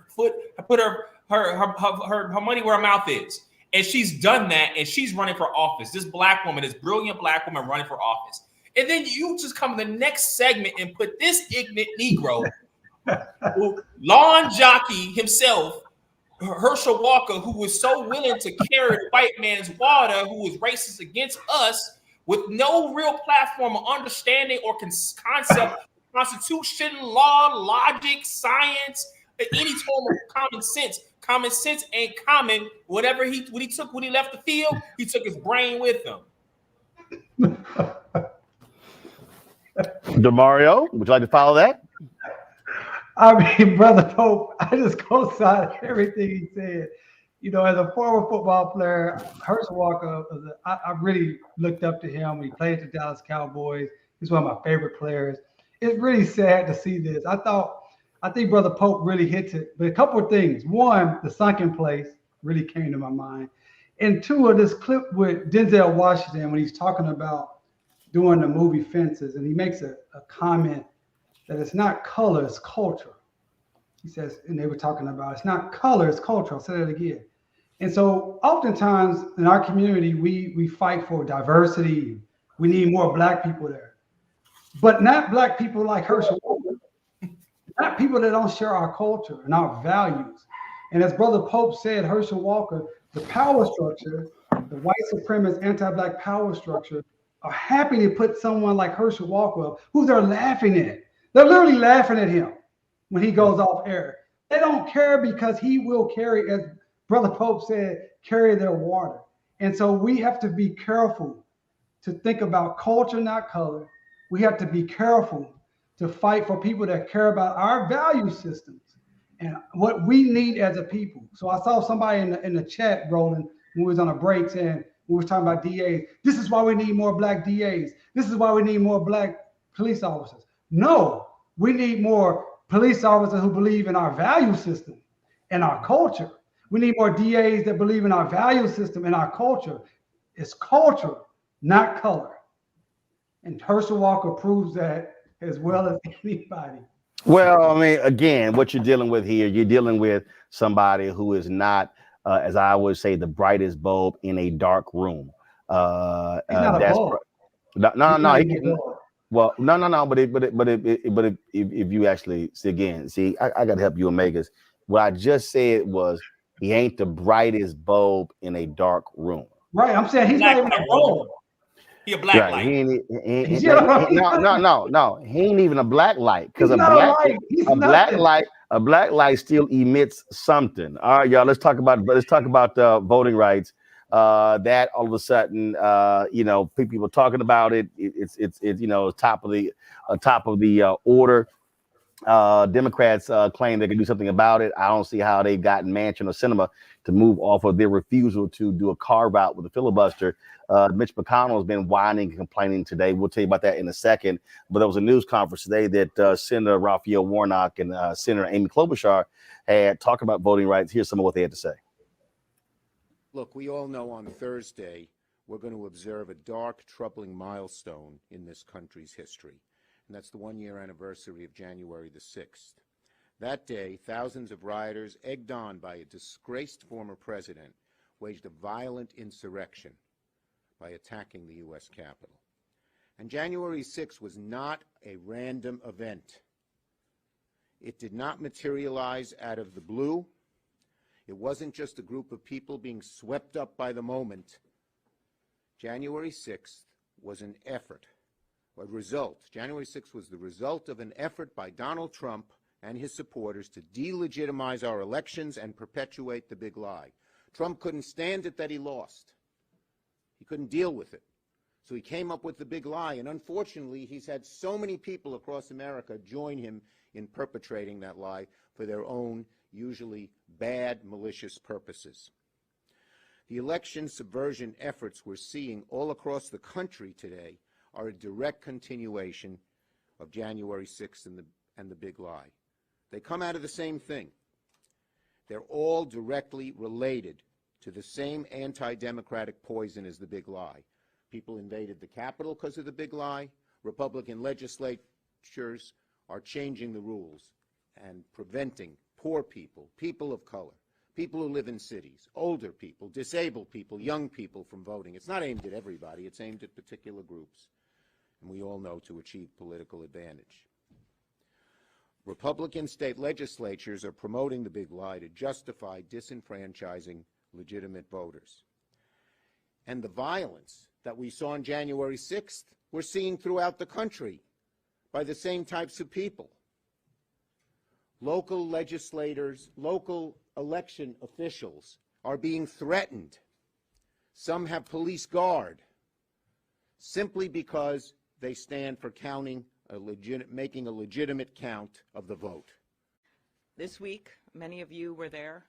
I go back to that day, the officers with the scratched faces, people standing between us and death, the members in that room, and then at the very end, when Senator Blunt and myself and Vice President Pence walked down that long walk with strewn glass on all sides, spray-painted columns, with the two young women with the mahogany box filled with the last electoral ballots ending in Wyoming. And I vowed at that moment that this can never happen again, and that so much of our country and our foundation of our country and the reputation of our nation around the world is about this peaceful transition of democracy, and that we are a democracy we should be proud of. And in the words of, I think it was President Biden that quoted Bob Dole at Bob Dole's funeral, he once said, when looking at civil rights legislation, no first-class democracy can treat people like second-class citizens. So that's what this is about. And I think you know that what happened that day really didn't end that day. I naively thought on that beautiful blue sky inauguration with all of the leaders of both parties up on that stage, that the torch had been passed and that this was behind us. Far from the truth. Over 400 bills introduced across the country. We have bayonets replaced by legislation that basically says you can't vote on weekends in the last month, as Senator Warnock will tell you, in Georgia, or that you can't register to vote, or that the bill that was passed in Wisconsin, which was by one person's veto pen, and that would be Governor Evers, would have been put into law that meant one ballot drop-off box in the entire city of Milwaukee. or votes not certified or counted, or nonpartisan ballot commissions replaced by partisan state legislatures. That's what's going on. The Freedom to Vote Act sets basic federal minimum standards that says it's safe to vote, that you don't have to go get a notary public in the middle of a pandemic in order to get in a mail-in ballot, which is exactly what you have to do right now in South Carolina. Basic minimal standards that are consistent with the U.S. Constitution that says that Congress can make or alter federal election laws.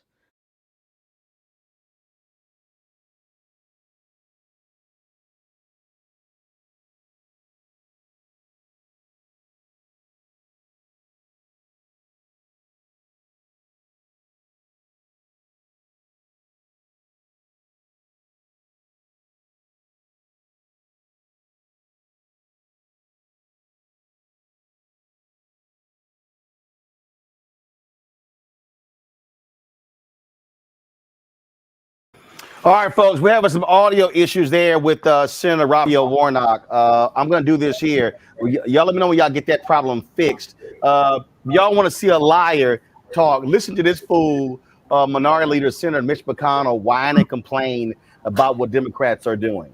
It appears as if the Majority Leader is hell-bent to try to break the Senate. Come on, go full screen, Keenan. His argument that somehow state legislatures across the country are busily at work trying to make it more difficult for people to vote. Of course, that's not happening anywhere in America. 94% of Americans believe it's easy to vote. We had a record turnout last year, the biggest turnout since 1900. It's already against the law to prevent people from voting based upon race. The Voting Rights Act is still intact. So it's appropriate to ask the question, what's going on here? Well, there's been a lot of talk about big lies. Well, the big lie on the other side is that state legislatures controlled by Republicans are busily at work trying to make it difficult for people to vote. If you actually read the legislation that's been passed, it's clearly not the case. And so I think this is an excuse to try to break the Senate.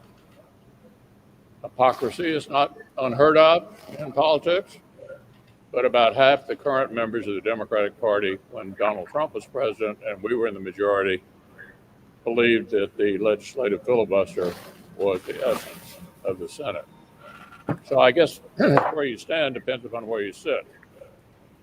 And we anticipate, based on what the Majority Leader said, he's going to try to break the Senate, break the legislative filibuster, make some kind of narrow exception. There is no such thing as a narrow exception.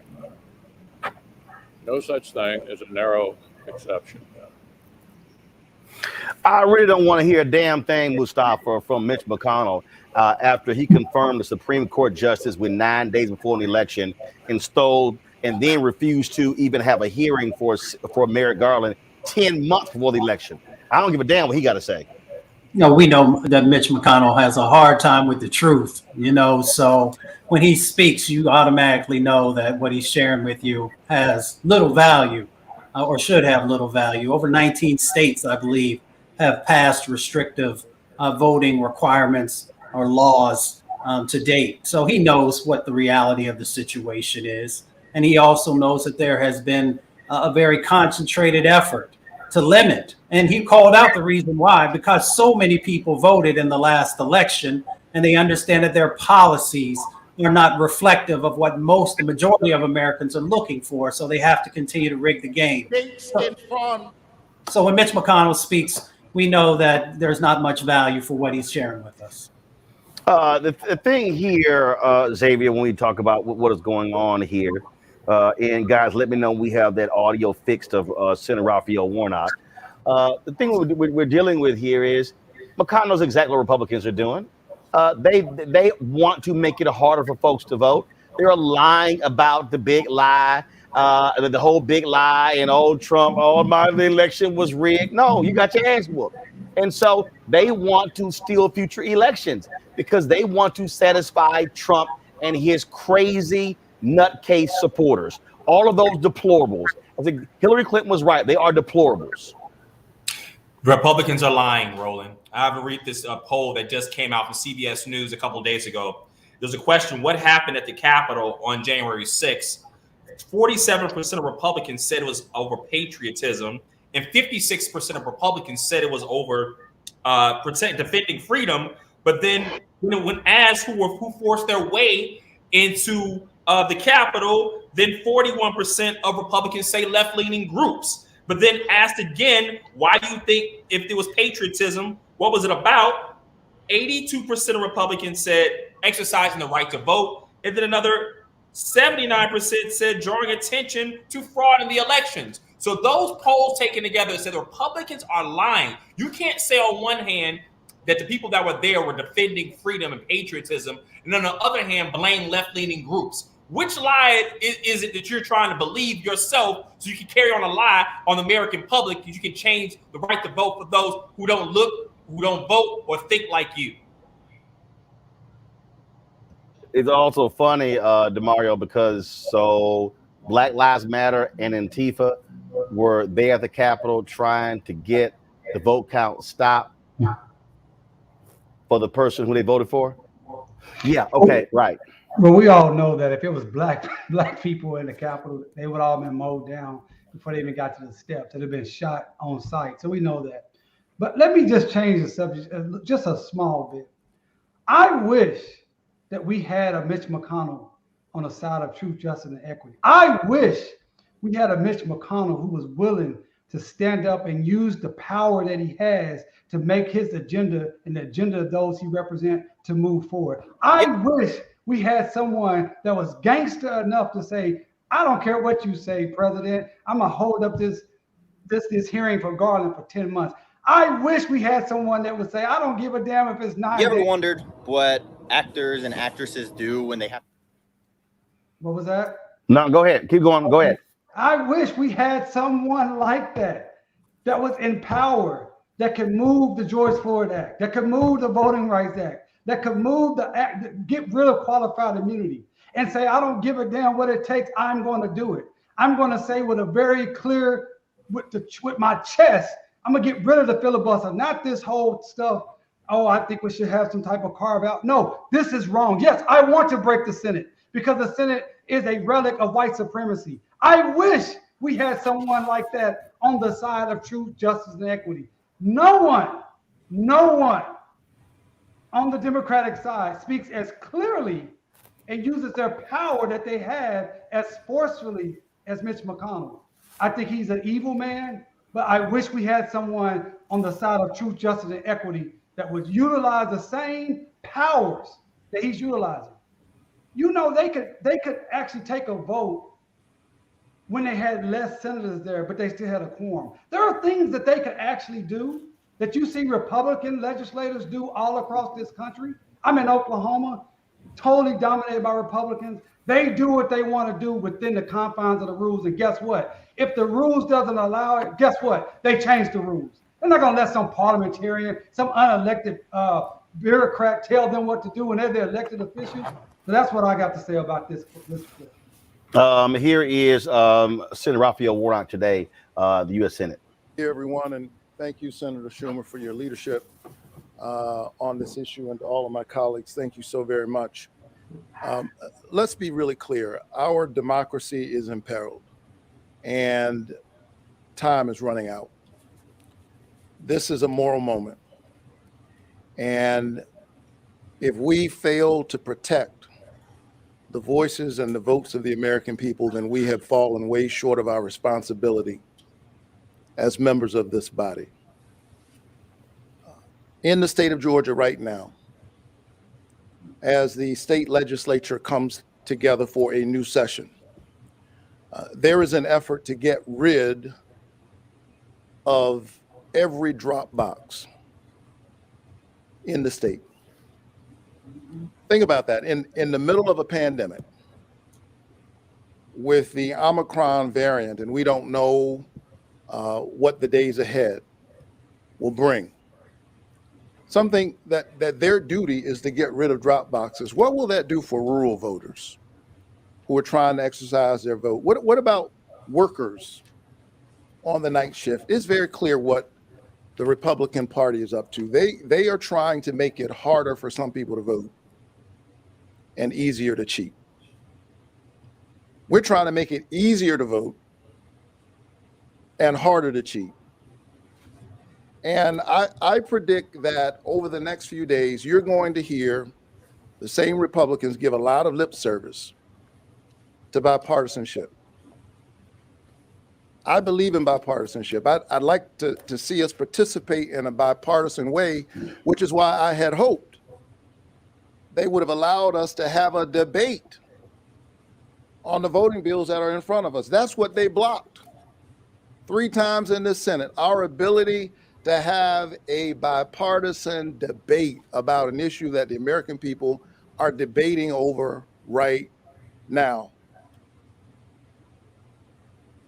I don't usually do this, but I happen to be sitting in the chair presiding over the Senate this morning when one of my colleagues from Texas, Senator Cornyn, began to attack our efforts to push forward these reasonable voting laws. The John Lewis Voting Rights Act, the For the People, the Freedom to Vote Act. And he tried to mischaracterize what we're doing. Let me be very clear. The elections are still run by the states. We're just trying to provide a federal baseline that says everybody ought to have access. Every eligible American has to have access to the ballot. And I find it ironic. I don't usually do this, but I find it ironic that the senator from Texas would stand here and push against these proposals and give lip service to bipartisanship when members of the state legislature in Texas had to come here just a few months ago to break quorum to keep their colleagues from passing some of the most repressive voting anti-democratic measures that we've seen in the state of Texas in a long time. Members of his own legislature had to come here, leave their families, leave their children, to keep them from passing these terrible voter suppression bills, which are not bipartisan. They're not bipartisan in Texas. They're not bipartisan in Georgia. And then at the same time, they're saying to us, we can't pass these because, you know, this happens at the state level. I'm the pastor of Ebenezer Baptist Church, where Martin Luther King Jr. preached. And I take great umbrage when members of this body would use old, trite states' rights arguments, the same kinds of states' rights arguments that were used against Dr. King back then, to push against reasonable access to the ballot right now. And many of these same politicians will stand up in just a few days and they will give lip service to Martin Luther King Jr. Well, you cannot remember Dr. King and dismember his legacy at the same time. The John Lewis Voting Rights Act, the Freedom to Vote Act, is the legacy of Dr. King. And if you would give lip service to his name, you need to find yourself on the right side of history, pushing to get these bills done. And so I urge my colleagues to do the right thing. If those on the other side refuse to do it, the Democrats will have to act alone. But by all means, we have to act. Dr. King's words are as true now as they were back then. Justice delayed is justice denied. Time is running out. Let's get the job done. And I think you can see the passion. All right, folks. That right there says all that needs to be said, Mustafa, in terms of where we need to be moving forward, fighting for voting rights. I mean, it's the most important aspect that's going on in Capitol Hill. Folks talk about the Build Back Better. They talk about a number of these other pieces of legislation. There's nothing more important than voting rights. If we don't get voting rights correct, then none of the other things are going to pass that are actually going to be a part of creating real change on the ground. So we have to be 100% in. Folks on Capitol Hill have to get serious. We got to get serious about the carve-out that's necessary. And if we're not, then our democracy has little meaning. And in a mansion. Bottom line is, I don't believe, and again, I just don't. I don't believe the votes are there to change, do the carve-out, Xavier, which means the focus has to be on taking those critical Senate seats that are there, that are going to be there in 2022. Wisconsin, North Carolina, Pennsylvania. That's where the focus has to be, and Ohio and Florida. Yeah, Roland. I mean, going after there are 10 competitive races right now that's going to happen in the 2022 the senatorial election, and there has to be some sort of really strong ground game by Democrats to really try to pull those races out, so to increase the advantage that they have in Senate, or else we're going to see some weird stuff happen. I mean, you already have Republicans talking about putting Donald Trump as a speaker and all these other crazy things. This sounds absurd. But Donald Trump's election sounded absurd. All their plans are absurd, and they plan on carrying them out. So with the same intensity, with the same focus, with the same amount of effort that is being paid by Republicans to strip the right to vote, to be able to put negative, terrible, lying propaganda out there that has increased the amount of Republicans who believe in the big lie. Democrats have to have the same amount of force, the same amount of effort, the same amount of energy to be able to make sure that we're just not relying on folks to get to the ballot box, but are making sure that the fundamental structure of our democracy is changed for the better. DeMario, final comment before we go to break. Look, I'm not convinced that even if the Democrats get more seats, they'll do the right thing. They need to go all in right now.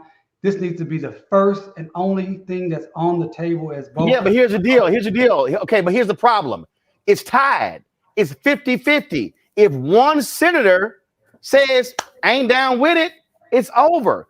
If you pick up 3 or 4 seats, you now diminish that one. You're now at 53. So if Sinema and Manchin say, hey, no carve out, you're still at 51. So the problem is, so you don't actually have the votes. But listen, right now, you have no choice but to hope Manchin. And here's the deal: Sinema could say, "All right, carve out." Manchin could still say no. Now you can't do anything. So no. You said I'm not convinced if they get more votes to do the right thing.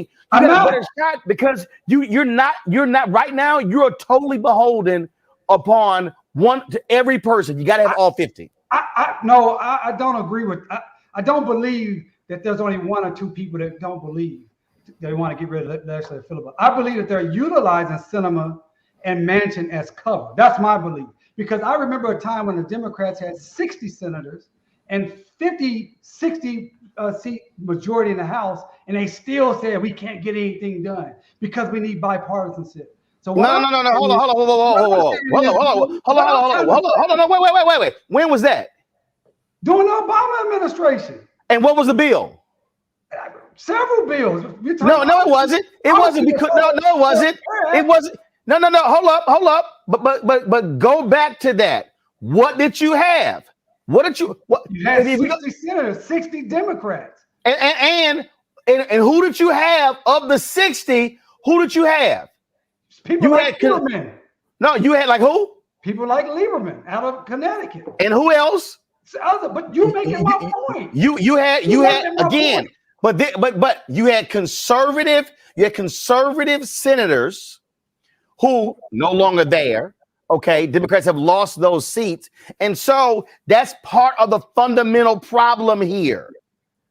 Part of the fundamental problem. But we know right now it's 50-50. You ain't got no shot at getting it. But You put a black woman in North Carolina, Sherry Beasley, now you have 51-49. You put a black man in Wisconsin who's run on the Democratic side, now you're 52-48. So that's you put a black woman in Florida, now you have 53. Who's the majority leader? I'm saying no. Follow me here. I just told you. You put a black woman in North Carolina, a black man in Wisconsin, a black woman in Florida. Hell, you might have a brother who runs in Pennsylvania. You could potentially put in 4 black U.S. senators. Now it's 54-46. I support different equation.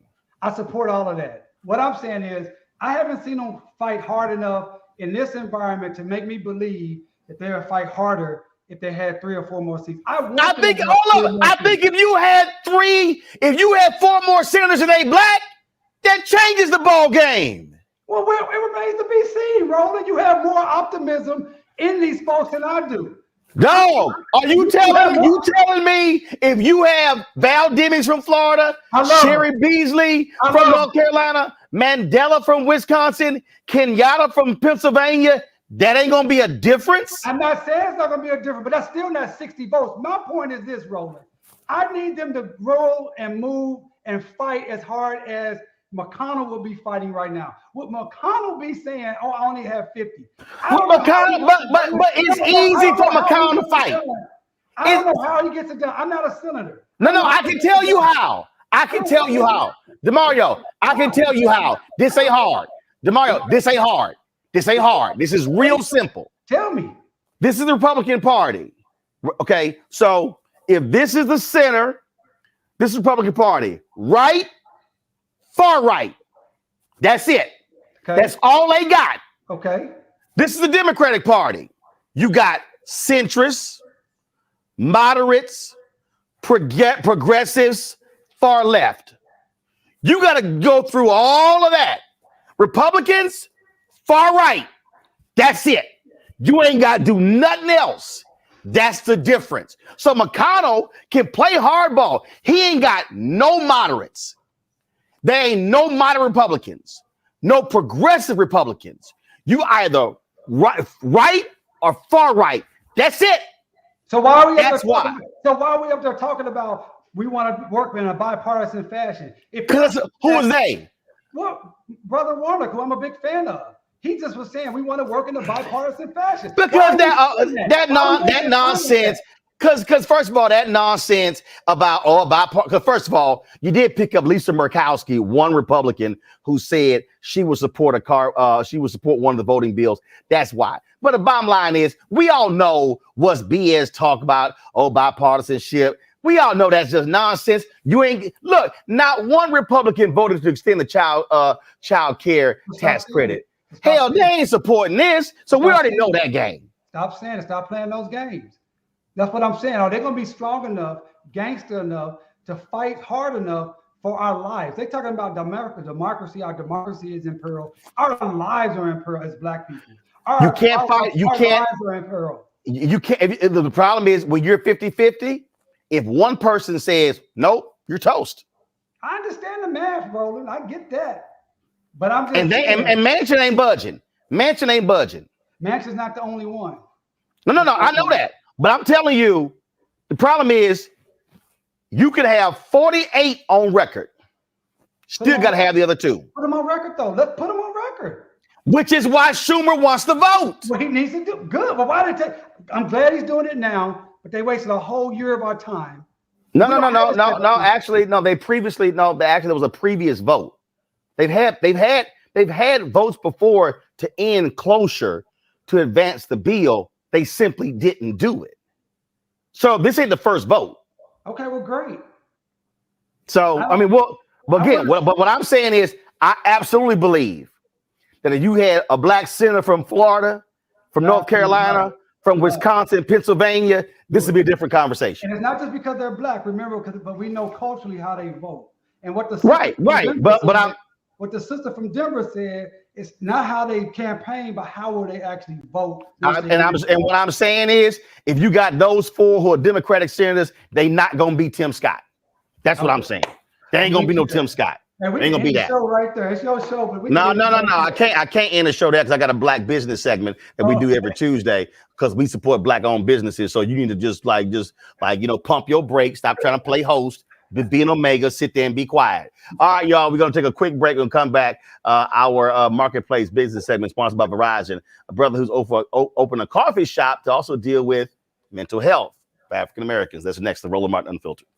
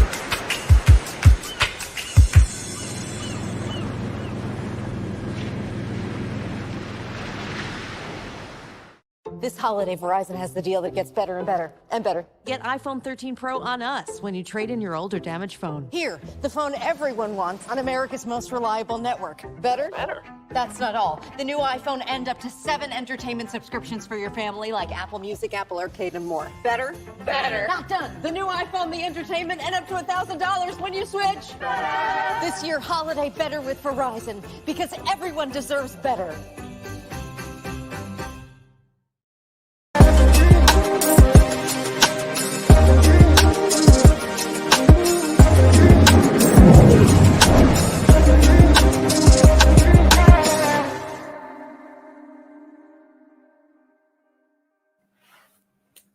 All right, folks, our Marketplace by Verizon segment we hold every Tuesday where we feature black-owned businesses. There's a new coffee shop out of Chicago that is focusing on coffee, hip-hop, and mental health. Really?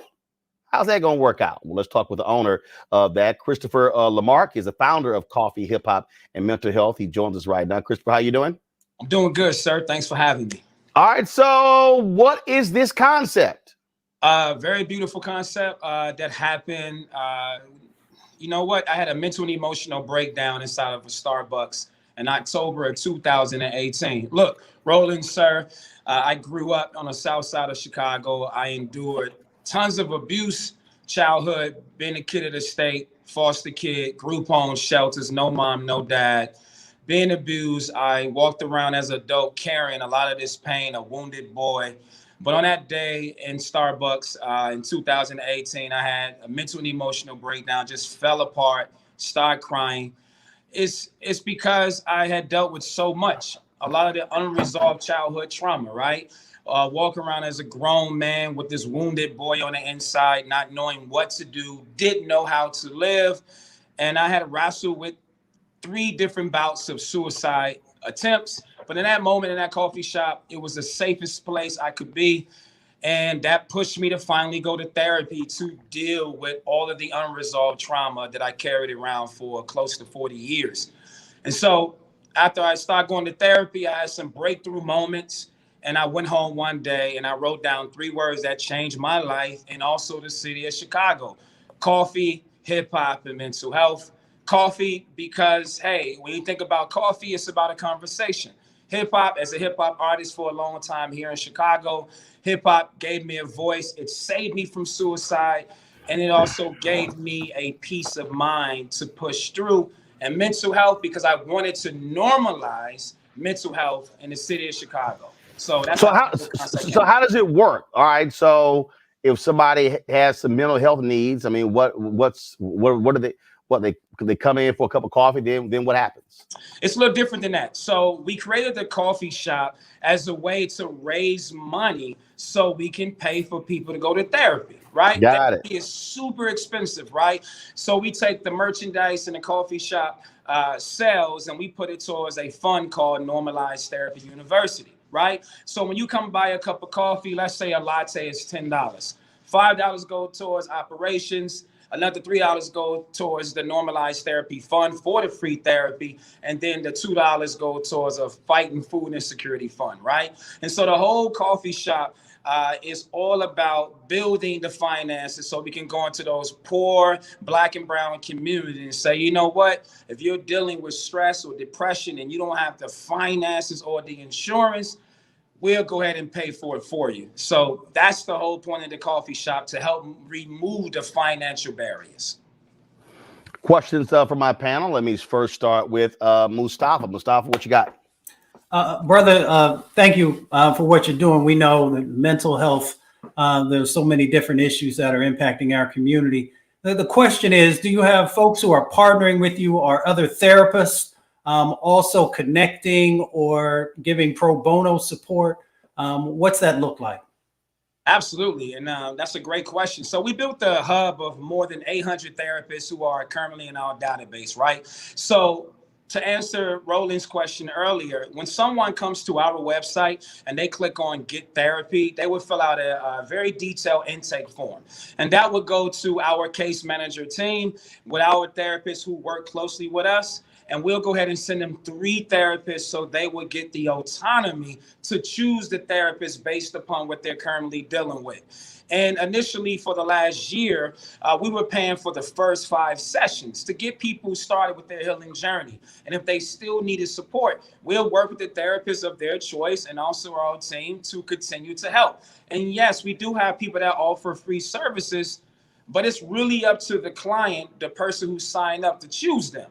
We never want to just give anybody a random therapist. So it's really important that we allow them to choose a therapist that's in our database. I hope that makes sense. Mm-hmm. DeMario. Yo, brother, this is a great concept. You know, personally, I was one of those brothers that grew up thinking, hey, man, I'm not crazy. I don't need therapy.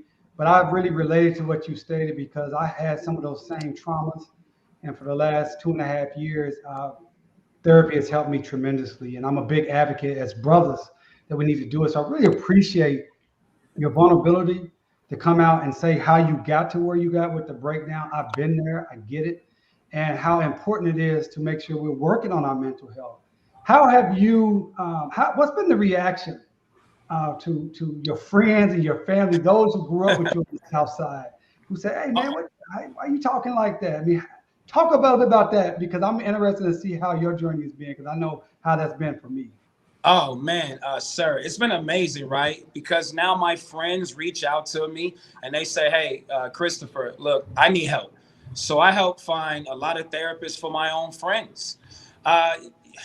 It's one thing about your story, right? If you tell your story very passionately, you give people permission to tell their stories. And if you talk about the pain and frustration that you deal with, it also gives people permission to say, you know what, it's okay to tell somebody that I feel like powerless, that I'm struggling with depression, that I thought about ending my own life, right?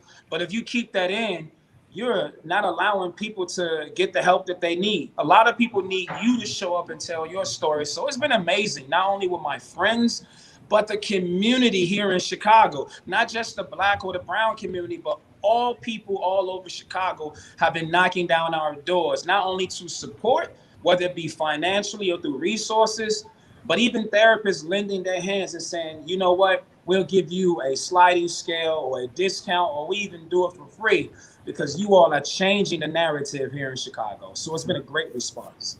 Man, I salute you, brother. I salute you, and just the good work. And you stated, we need help as Black people. We are the most trauma people and probably in the nation, in the world. And so, brother, I just appreciate you, and shout out to Dr. Siri Statnam out there in LA, and my brother Rezima, who are Black male therapists that are doing a lot of great work in our community. Thank you. Thank you. If folks want more details, where can they learn more about the coffee shop? They can go to our website, chhamh.org. You can find us on all social media, Twitter, Instagram, and Facebook. Just put in coffee, hip hop, and mental health. I'm currently sitting inside of our beautiful space here. And what you all see on the screen right here, that is a 3D rendering of what the new coffee shop is going to look like. We're set to open up in the spring of 2022. I'm so excited. We're raising funds right now. You can find us on GoFundMe, Building Coffee, Hip Hop, and Mental Health. We're looking to raise $200,000 because, look, in the last 3 months, we already spent $80,000 on free therapy. And we're looking to put 250 Chicagoans every year in therapy so we can change their lives. So find us, look for us, and we appreciate this support. Thank you so much, Roland Martin, and all you gentlemen as well. And we'll be happy to come by, but not in the damn winter. So look, I spent 6 years in Chicago. I'm telling y'all, I do not miss Chicago from October 1st through May 1st, sometimes June 1st. It's too damn cold. So you see me in Chicago, it'll be July, August, September. All right, Chris. All right. I appreciate it. Thanks a lot. All right, y'all. That's it for us. Let me thank Xavier. Let me thank at Loud Omega DeMario, and of course my Alpha brother Mustafa. See, Alphas know how to act when they're on TV, and so we appreciate that. Thank you so very much. Good show here, and folks, don't forget, download our Black Star Network app, all platforms, Apple phone, Android phone, Apple TV, Android TV, Roku, Samsung, Smart TV, Xbox, Amazon Fire, and of course support our Bring the Funk fan club. You can support us, Cash App, $RM Unfiltered. PayPal is R Martin Unfiltered. Venmo, RM Unfiltered. Zelle is roland@rolandsmartin.com. roland@rolandmartinunfiltered.com. Let me give a shout out to Danella Houston Dean. She gave during the show.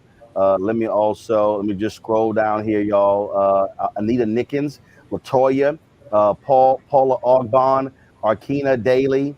Let's see here. Who else? I'm just scrolling down. Folks who have given during the show. I'm gonna give y'all a shout out right now, and I'm looking for some other ones. Let me see here.